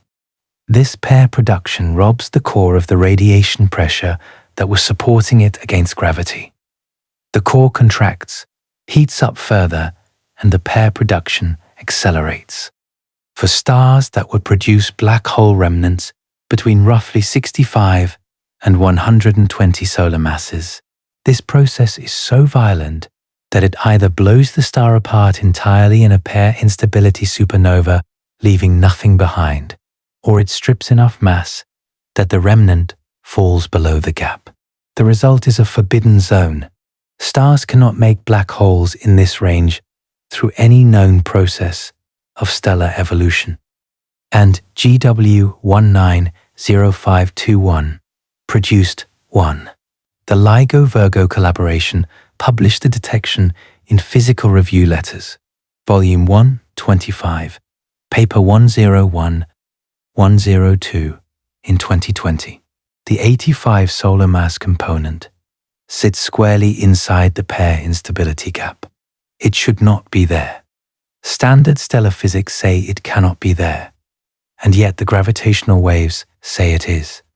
Multiple explanations have been proposed, and the competition between them tells you something about how uncomfortable the physics community is with the primordial option. Hierarchical mergers in the accretion disk of an active galactic nucleus is the favored alternative.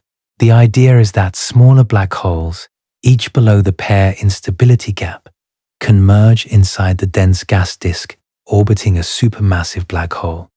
The gas provides friction, driving the smaller black holes together, and each merger produces a progressively heavier remnant. After 2 or 3 generations of merging, you can assemble a black hole inside the pair instability gap without any single stellar collapse having produced one.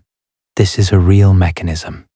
It is physically sound, and it got a dramatic boost when Matthew Graham and colleagues identified an optical flare in the active galactic nucleus, J124942, 3 plus 3, 140, 4,929, detected by the Zwicky Transient Facility. That appeared roughly 34 days after the JW190521 merger and fell within the event's 78% sky localization. They published in Physical Review Letters in 2020, Volume 1, 24, Paper 251-102. If that optical flare was the electromagnetic counterpart of JW190521, it would be the first time a binary black hole merger produced detectable light, and it would strongly favor the AGN disk merger scenario. But the association is contested. The sky localization is large. The flare could be a coincidence. The probability of a chance alignment has been estimated at a few percent, which is high enough to be worrying, but not high enough to be dismissive. Subsequent analysis by multiple groups has reached conflicting conclusions about whether the association is real. Population 3 star collapse at extremely low metallicity is another option. In the very early universe, before the first generation of stars had enriched the interstellar medium with heavy elements, stars may have formed from nearly pure hydrogen and helium. These population 3 stars could have been extraordinarily massive, hundreds of solar masses, and their internal physics would have been different from present-day stars. The pair instability threshold depends on the abundance of heavy elements, and at zero metallicity, it might shift to higher masses, potentially allowing the formation of black holes in or near the gap. This is plausible, but depends on poorly constrained models of population 3, star formation, and evolution. And then there is the primordial interpretation, a black hole that was never a star, an object born with a mass already inside the gap, because it formed from a density fluctuation in the first fraction of a second after the Big Bang, when the concept of a pair instability supernova was meaningless, because there were no pairs and no supernovae and no stars. A relic of an era before stellar physics existed, carrying a mass that stellar physics says is forbidden. Valerio De Luca, Gabriele Franciolini, and colleagues published an analysis in Physical Review Letters, Volume 126, in 2021, exploring the primordial black hole interpretation of GW190521. Their conclusion was nuanced. If primordial black holes did not accrete significantly during their cosmological history, then GW190521 is in tension with the abundance constraints from the cosmic microwave background. But if they did accrete, if they grew by feeding on the dense gas of the early universe before reionization cleared it away, then GW190521 is entirely consistent with a primordial origin. The window is open again. And then came November 2025. On the 12th of November 2025, the LIGO Virgo Cagra network detected an event they designated S251112cm.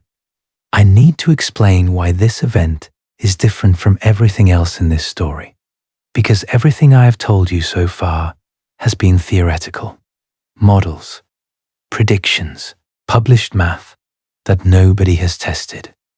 S251112cm is observational.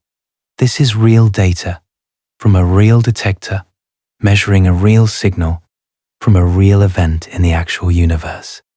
The chirp mass, which is the primary parameter extracted from a gravitational wave signal and determines the overall mass scale of the merging objects, was between 0.1 and 0.87 solar masses. That range is critical. The lower end, 0.1 solar masses, is about 100 times the mass of Jupiter. The upper end, 0.87 solar masses, is slightly less than the mass of our Sun. At least one component of the merging binary had a mass below 1 solar mass.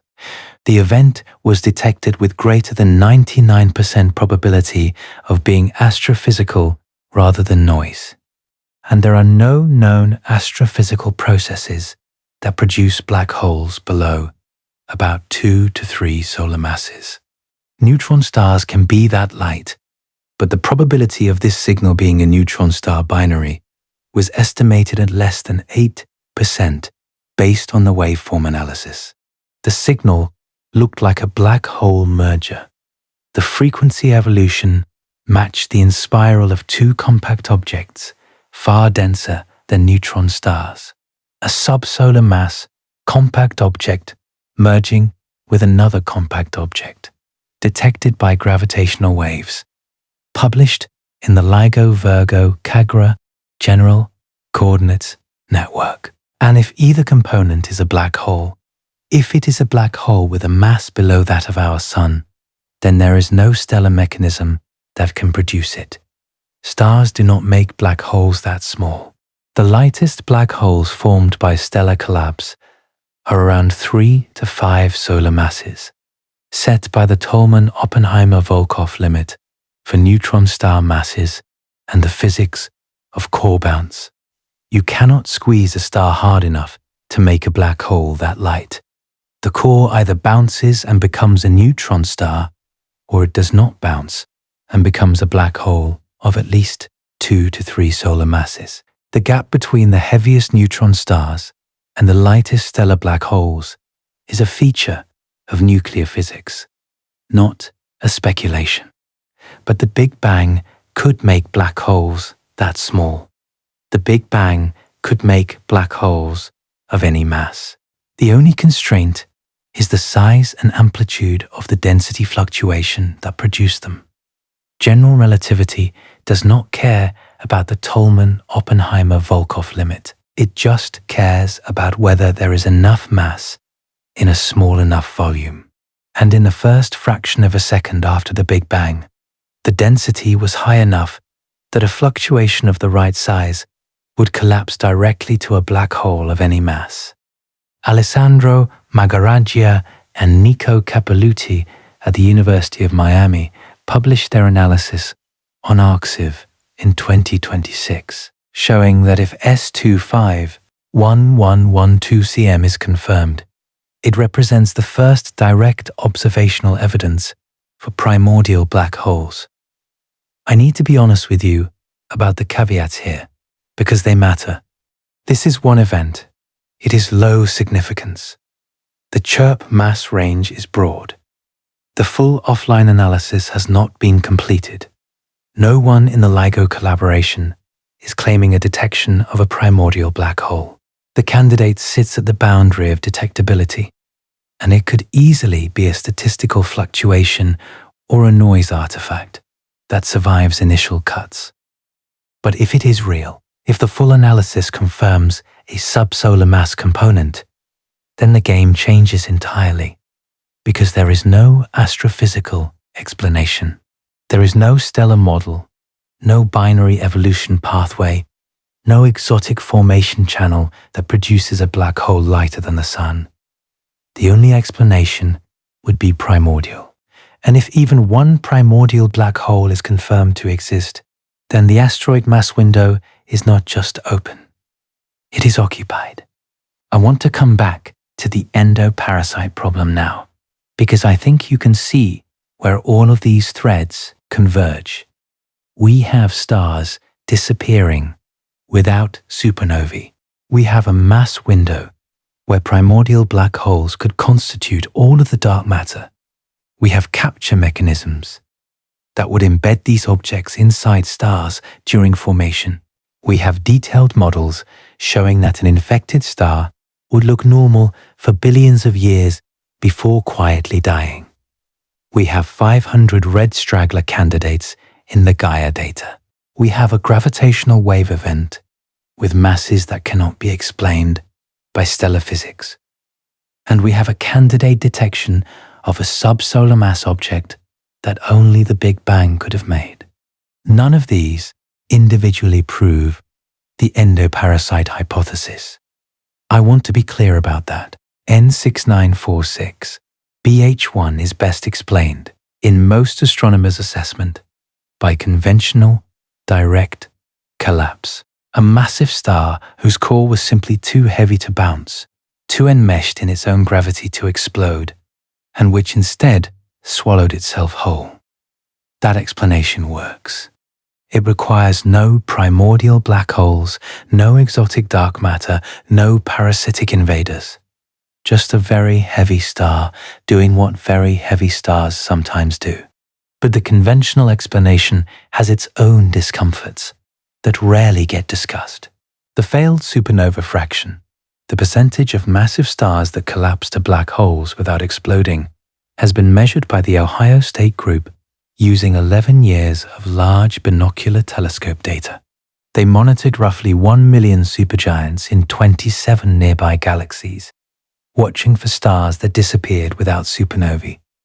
Their result, published by Jill Neustadt, Kochanek, and colleagues in monthly notices of the Royal Astronomical Society in 2021 is that approximately 16% of all core collapse events are failed supernovae. 1 in 6 massive stars does not explode. It just goes dark.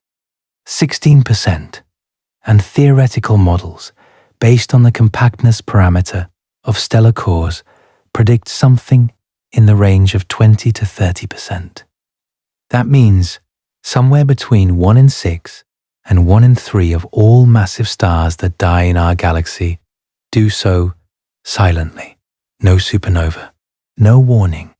A star that might be visible to the naked eye 1 century could be gone the next, and nobody would notice unless they were specifically looking.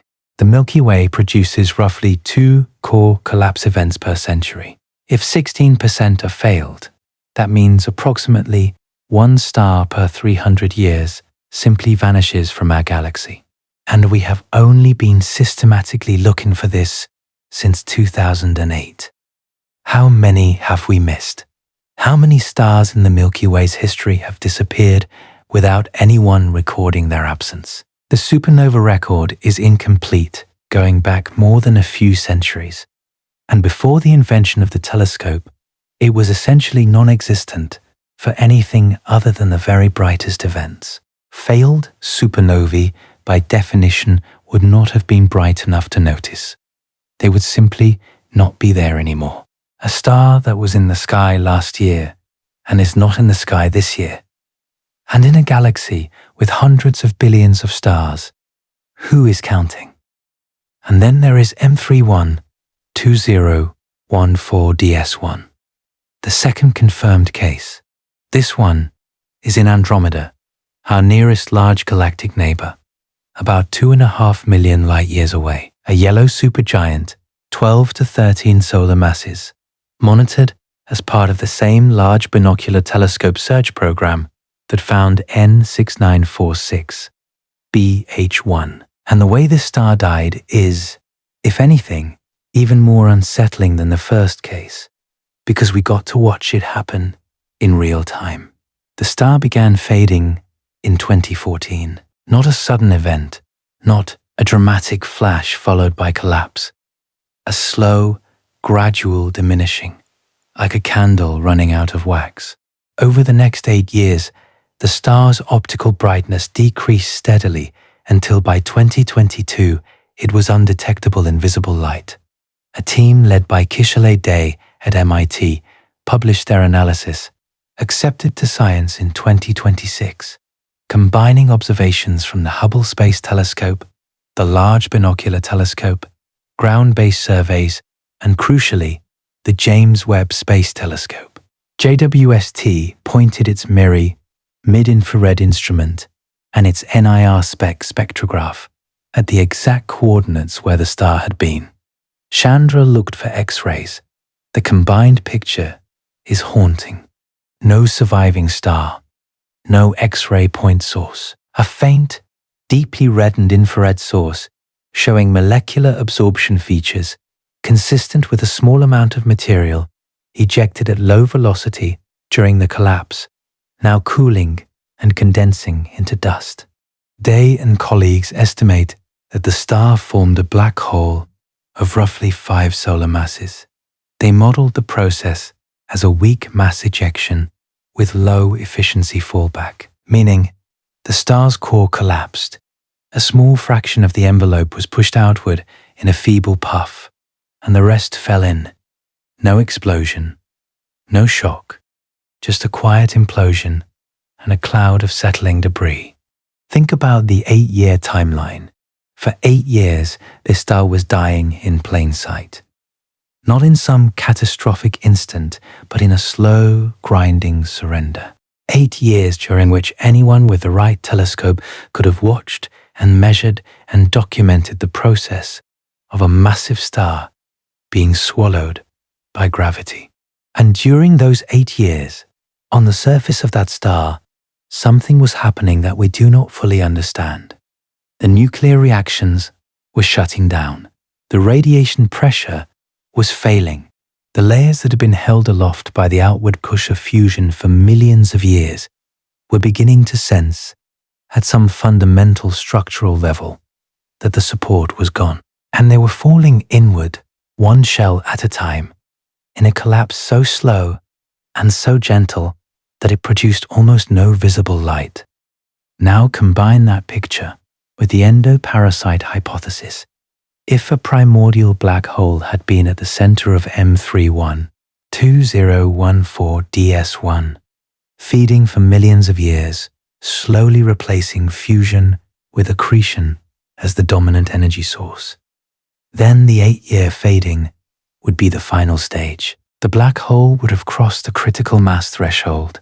The accretion luminosity would have overwhelmed and then quenched the remaining fusion, and the star would have entered its death spiral. From the outside, the slow fade, the gentle departure, the quiet vanishing, identical, observationally identical, to a star collapsing under its own weight. Day's team did not invoke the primordial black hole hypothesis. Their analysis is entirely conventional, and the conventional explanation is sufficient. The direct collapse model predicts exactly this kind of behavior for stars in the 12 to 13 solar mass range. The compactness parameter, which measures how tightly bound the core is and therefore how likely the collapse is to succeed without an explosion, is high enough for a star of this mass. The physics works without parasites, but the physics also works with them. And that ambiguity, that inability to distinguish the two scenarios with current observations, is precisely what makes the endoparasite hypothesis so difficult to dismiss and so important to test. 2 confirmed cases in 15 years of looking. N6946, BH1 and M31-2014-DS1. Both massive stars, both faded slowly, both left black holes, and both did it without the explosive death that every textbook says is supposed to happen. The conventional explanation handles both of these. Direct collapse, core too heavy to bounce, envelope too weakly bound to be ejected. Simple, clean, standard physics. But here is what the conventional explanation does not address. If primordial black holes exist in the asteroid mass window, if they constitute even a fraction of the dark matter, then some stars, particularly those formed in dense, low-velocity environments like the early dwarf galaxy halos that were later absorbed into the Milky Way, would contain endoparasitic black holes. And those stars would eventually die in exactly this way. Fading, dimming, going dark. The observational signature of a star killed by an endoparasite and a star killed by its own excessive mass would be virtually identical. The faint transient, the slow dimming, the infrared excess from settling dust, the absence of a surviving luminous source. Identical, which means we cannot tell them apart. We are watching stars vanish, and we cannot determine whether they died of natural causes or were consumed from within. The diagnostic tools do not exist yet. Astroseismology might eventually be able to distinguish Hawking stars from normal stars by their oscillation modes, but we do not have asteroseismic data for the stars that have already disappeared. N6946 BH1 is 22 million light-years away. Nobody was measuring its pressure modes before it vanished. The evidence is gone. The crime scene is clean. And this is where the story becomes something I genuinely do not know how to think about. Because the endoparasite hypothesis does not just apply to distant red supergiants in other galaxies. It applies to every star. If primordial black holes in the asteroid mass window are dark matter, and if the capture mechanism operates in even a small fraction of the environments where stars form, then some percentage of the stars in our galaxy right now, today, are Hawking stars. They contain ancient parasites. they are being consumed, and they look perfectly normal. The Bellinger paper gives us the numbers. A sun-like star with a primordial black hole seed of 10 to the negative 11 solar masses, roughly 10 to the 22 grams, would evolve normally for billions of years.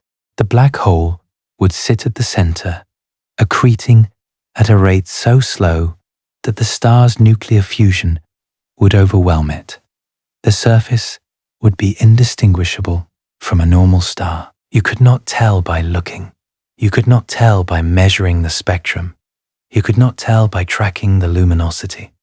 The only way to tell would be to listen to the star's oscillations, to measure its internal structure through asteroseismology, and to look for the specific absence of mixed oscillation modes that Bellinger's models predict.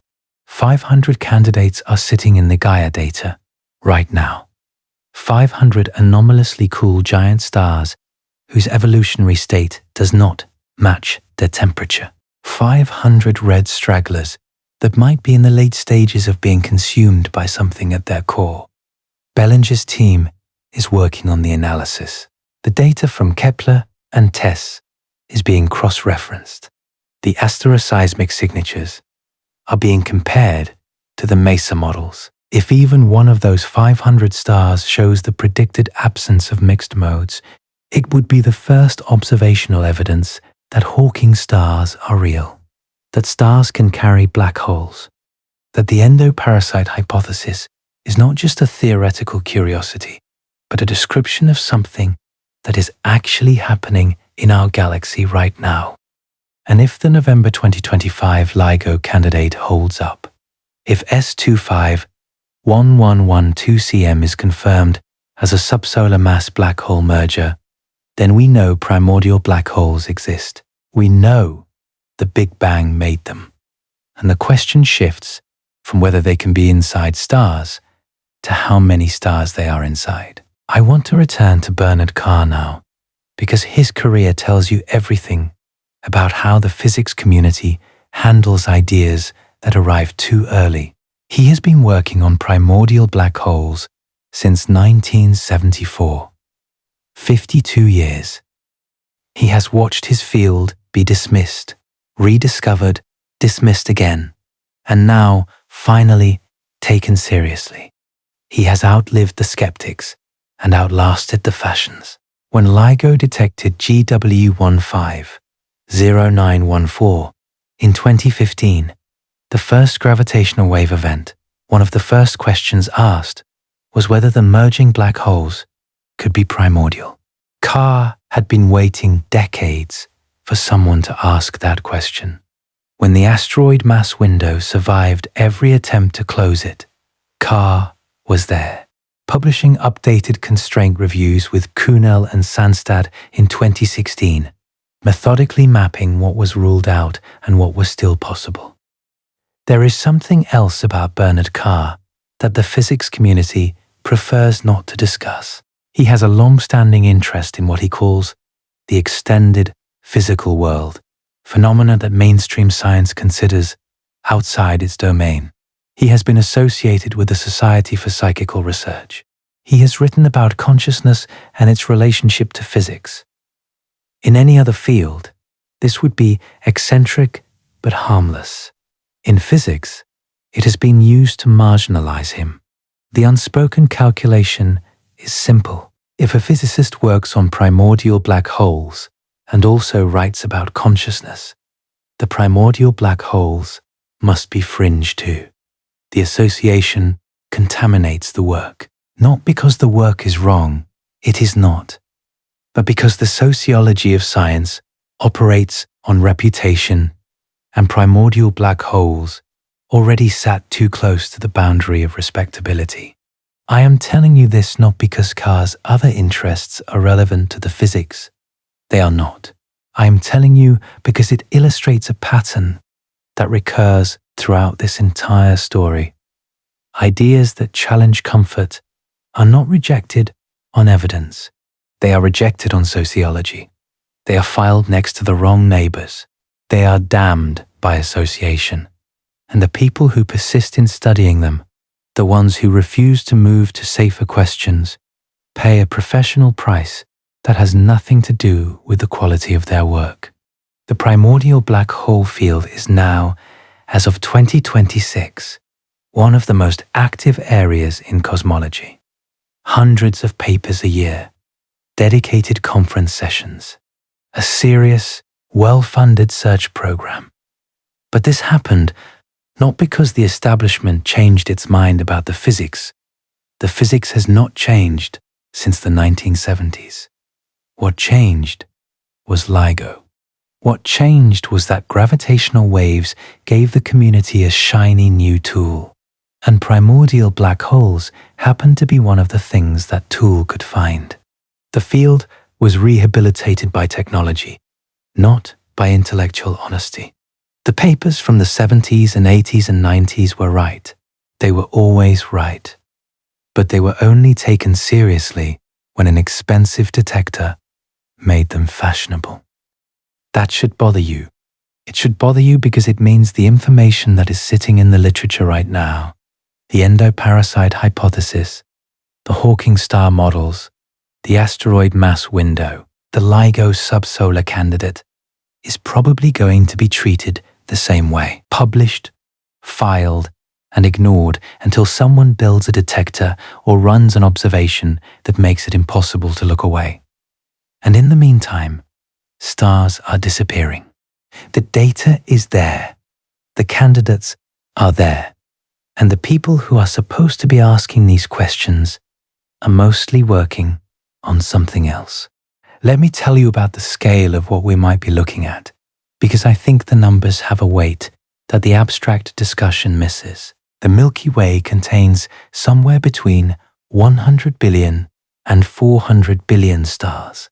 If primordial black holes in the asteroid mass window constitute all of the dark matter, and if the capture fraction in the environments where stars formed is even 0.1%, then millions of stars in our galaxy could be Hawking stars right now. Millions of stars with ancient parasites at their cores. Millions of stars that look normal from the outside, but are being slowly, inexorably consumed from within by objects that have been waiting since the first fraction of a second after the Big Bang. And the consumption is patient. The Bondi accretion rate for a small seed in a stellar core is glacially slow. A 10 to the 17 gram primordial black hole at the center of a sun-like star would take longer than the current age of the universe to reach the mass where the runaway begins.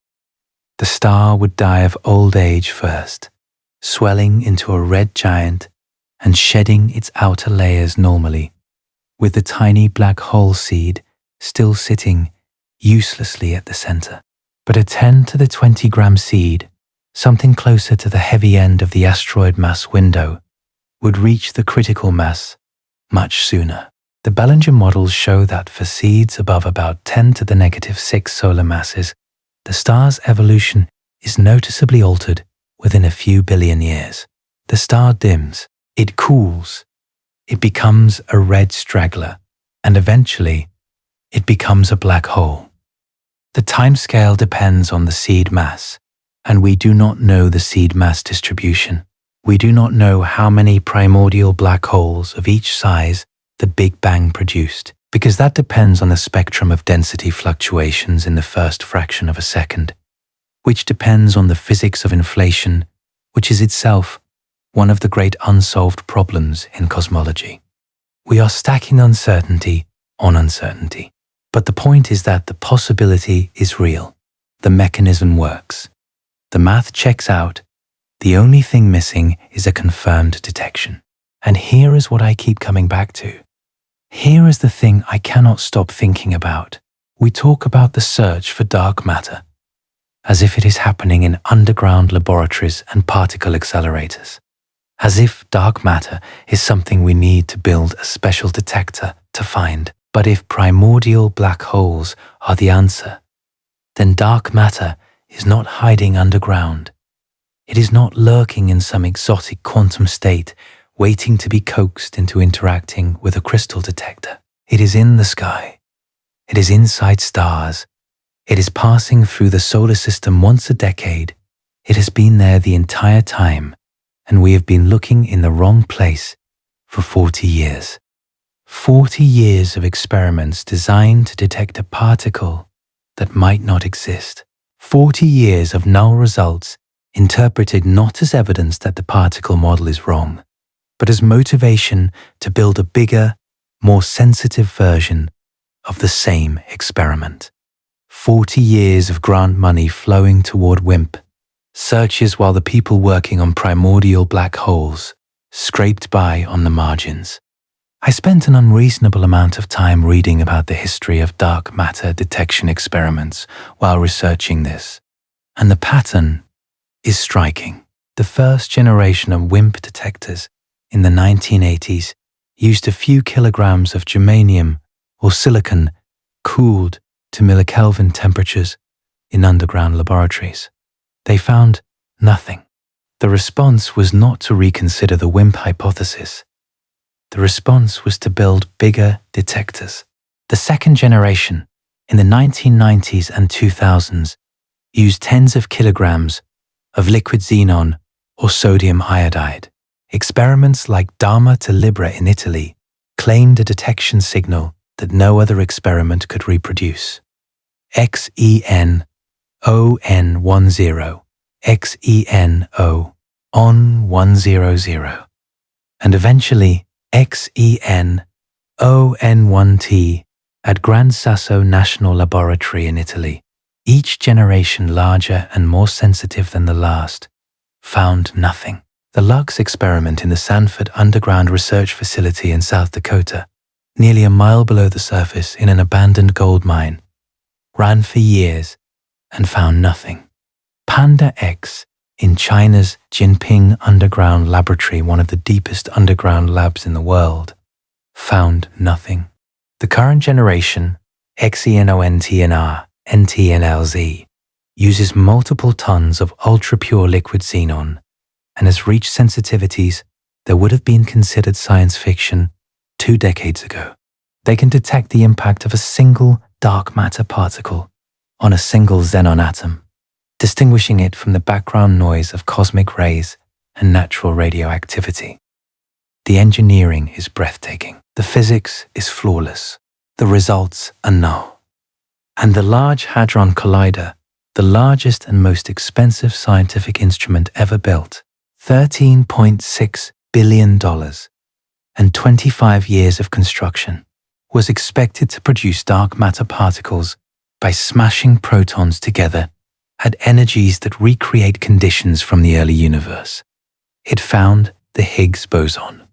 That was a triumph, but it found no WIMPs, no supersymmetric particles, no dark sector, no hint of the new physics that the WIMP hypothesis required. Run 1 found nothing.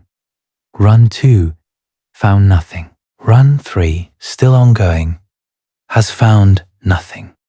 The total investment in dark matter particle detection across all experiments worldwide, all underground labs, all accelerator programs, all satellite missions, easily exceeds $10 billion over the past 4 decades.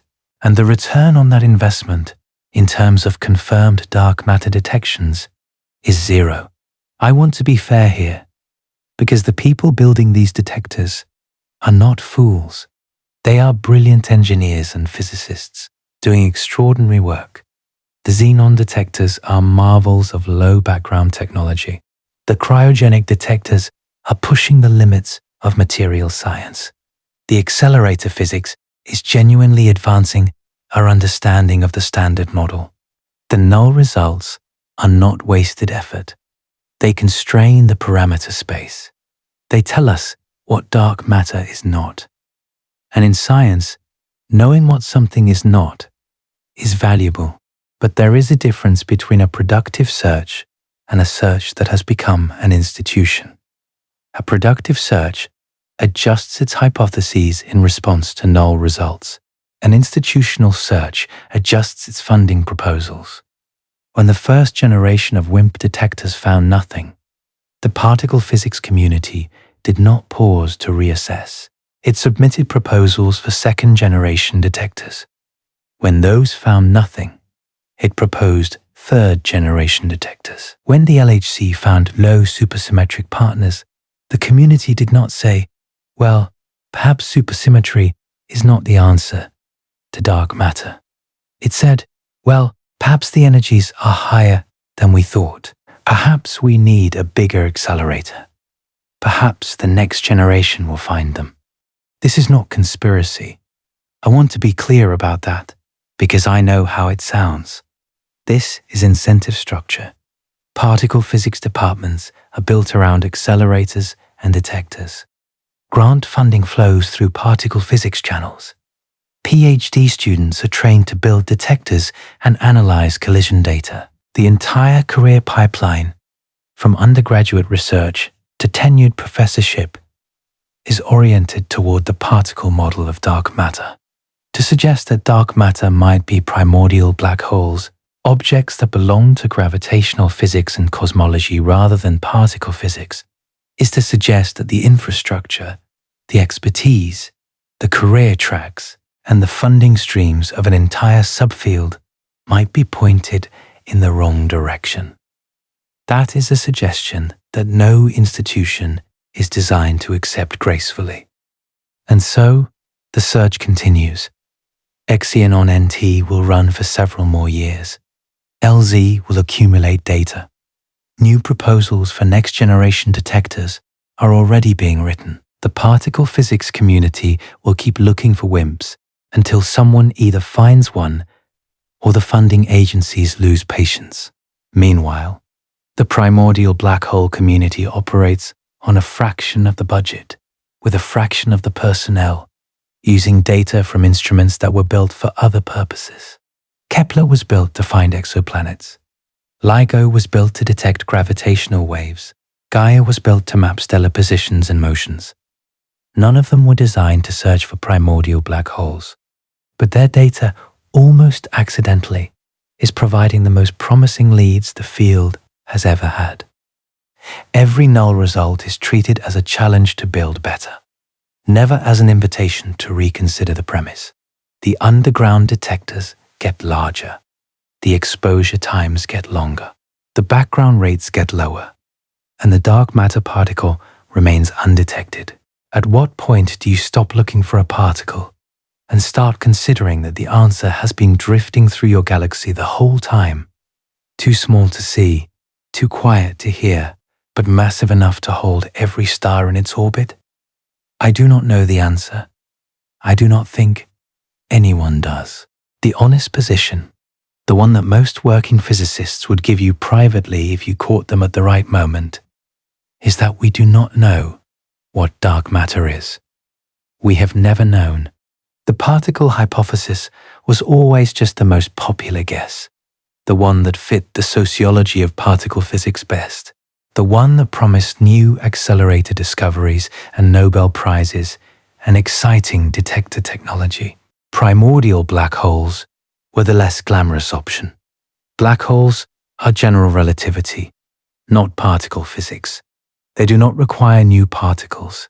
They do not require new accelerators. They do not require billions of dollars in detector construction. They just require that the Big Bang did exactly what general relativity says it should have done in its first fraction of a second. And that, I think, is why the endoparasite hypothesis has been so slow to gain traction. It is not that the physics is wrong. It is that the physics is too simple.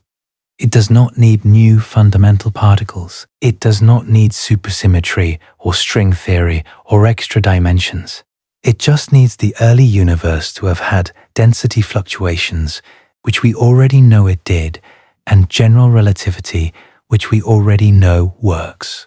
The answer, if it is the answer, was available since 1971. We just were not looking for it because we were too busy looking for something more exotic.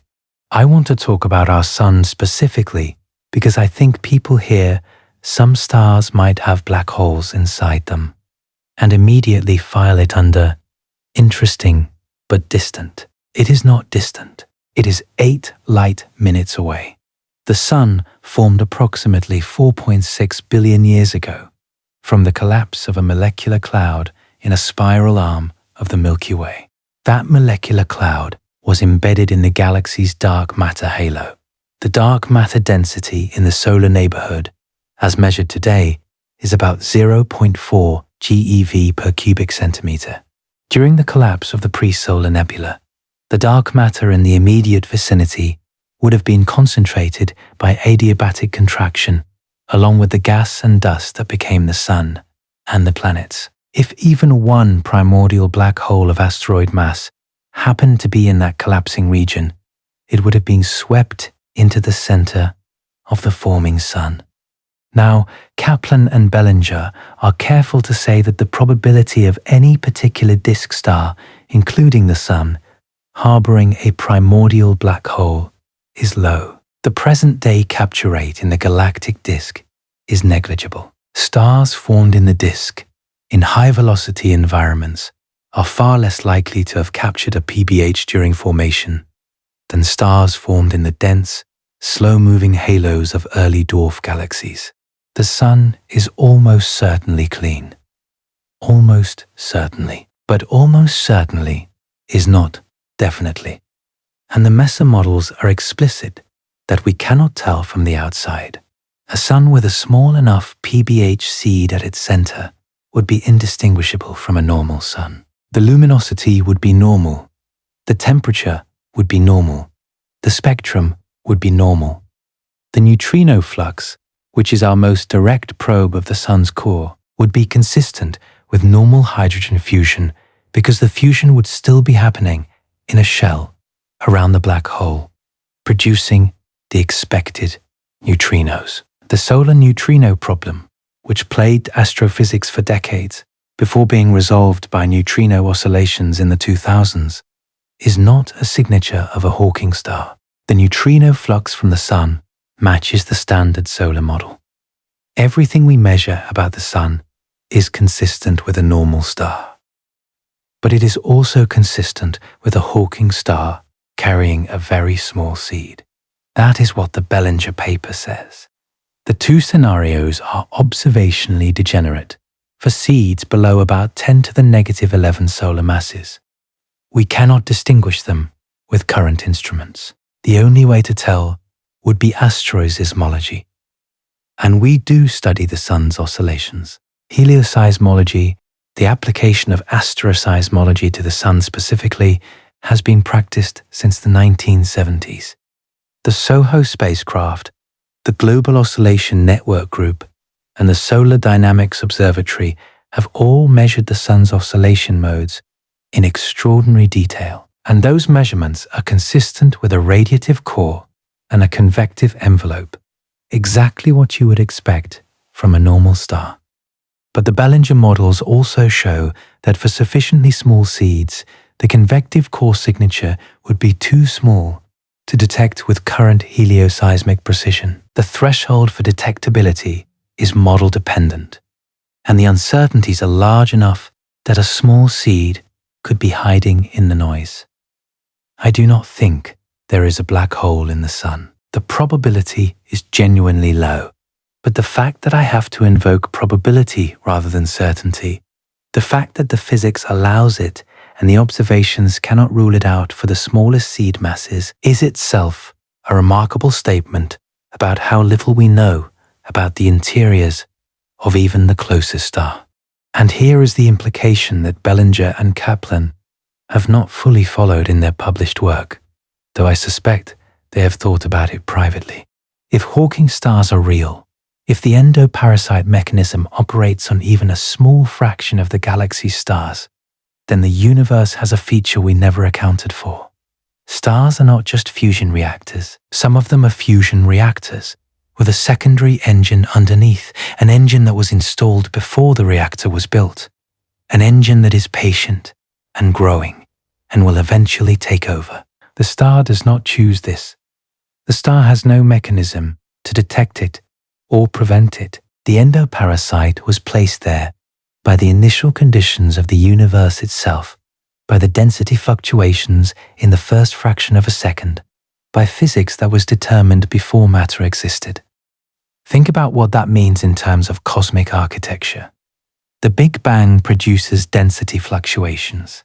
Those fluctuations collapse into primordial black holes.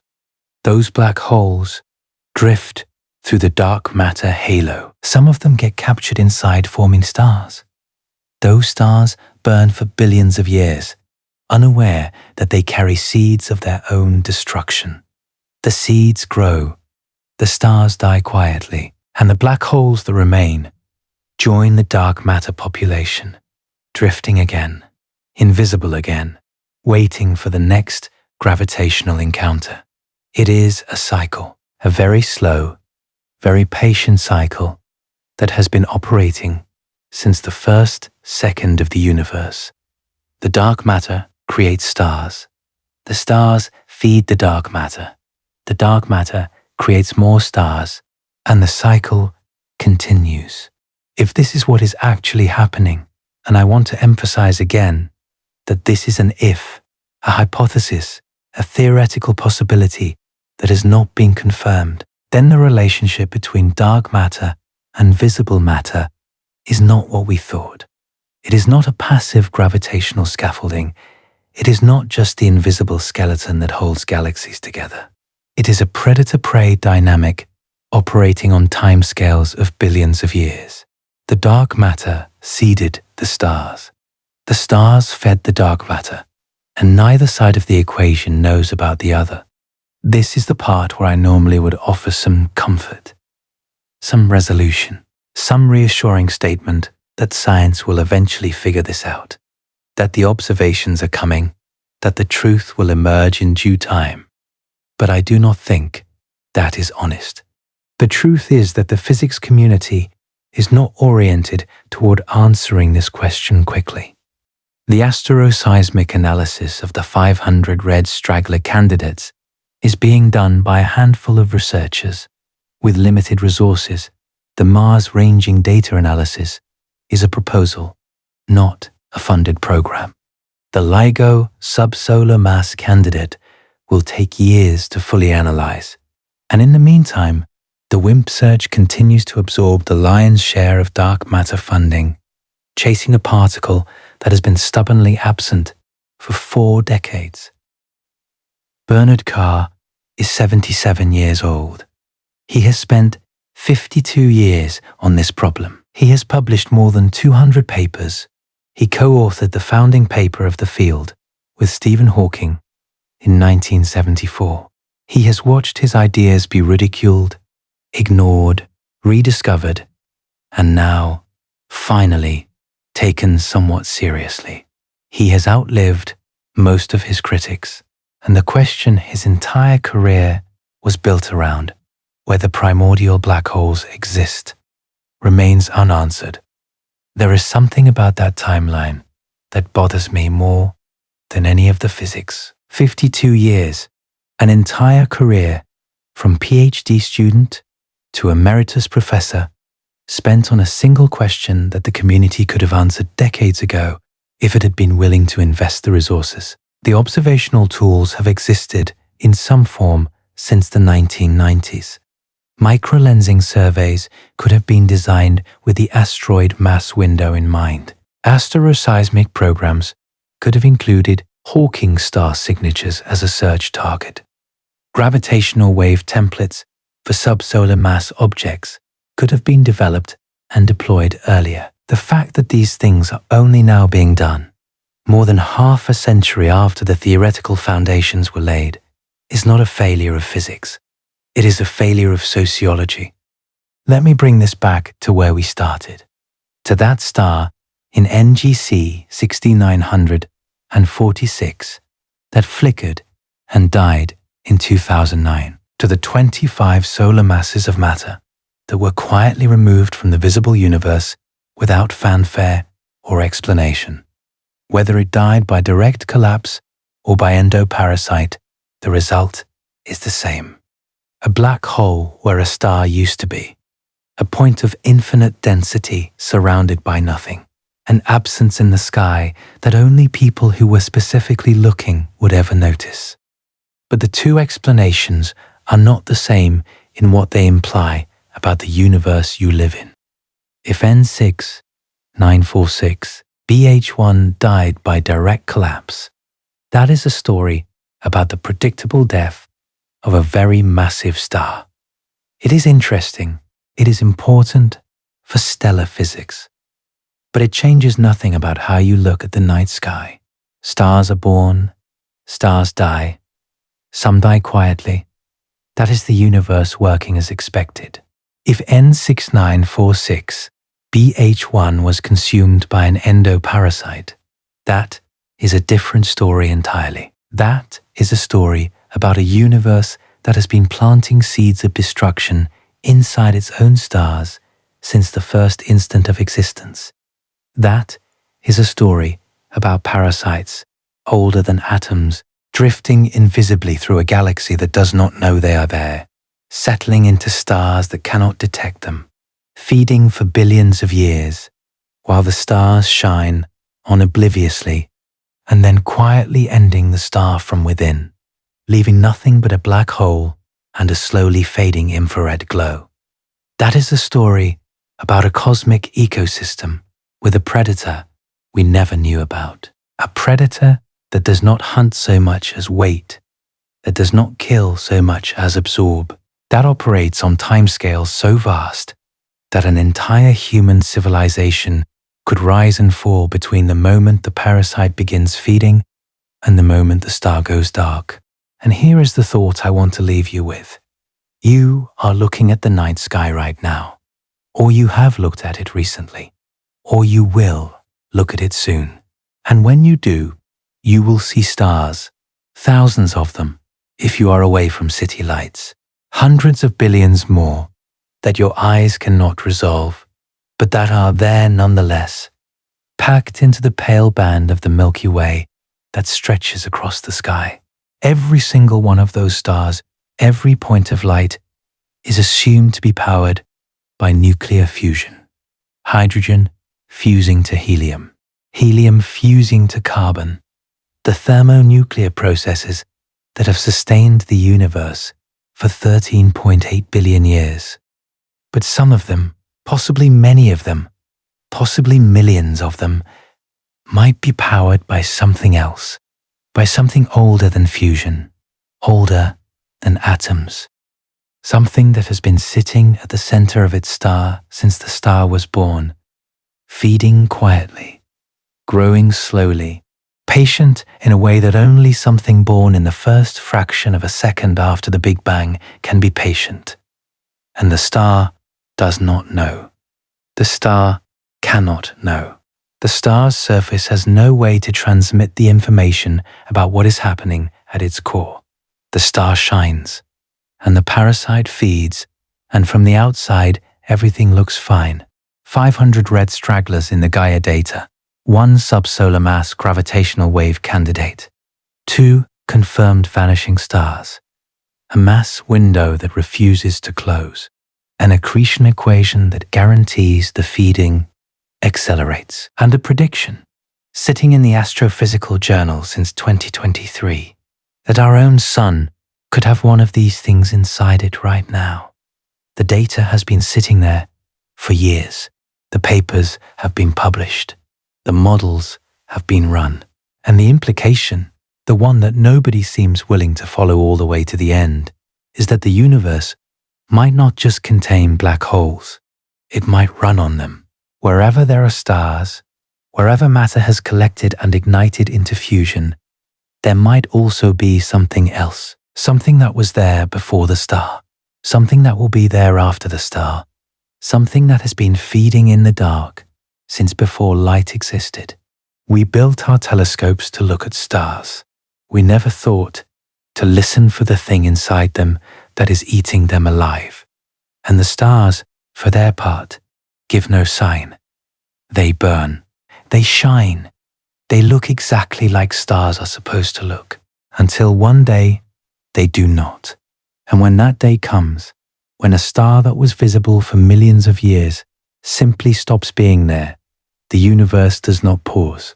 It does not mark the moment. It does not even leave a gap. The dark matter keeps orbiting. The galaxy keeps turning. And the black hole that was once a parasite and is now the only thing left sits quietly in the void, invisible, patient, a relic of the first instant of creation, finally free of its host. It has nowhere to go, nothing to feed on. It simply exists, in the dark, for the rest of time. And somewhere nearby, another star is shining. It looks normal. It feels warm. Its light crosses the void and lands on a planet where someone is looking up at the sky, admiring the stars, never suspecting that the light they are seeing is the surface of something that is already being eaten from within. The calculations have been checked. The window is open. The candidates are in the data. And the universe, it turns out, has been running a very old, very quiet experiment on its own stars. An experiment that began in the first fraction of a second after the Big Bang and will not end until the last star goes dark. We are not observers of this experiment. We are inside it. We orbit a star, and we have no way to prove that our star is not part of it.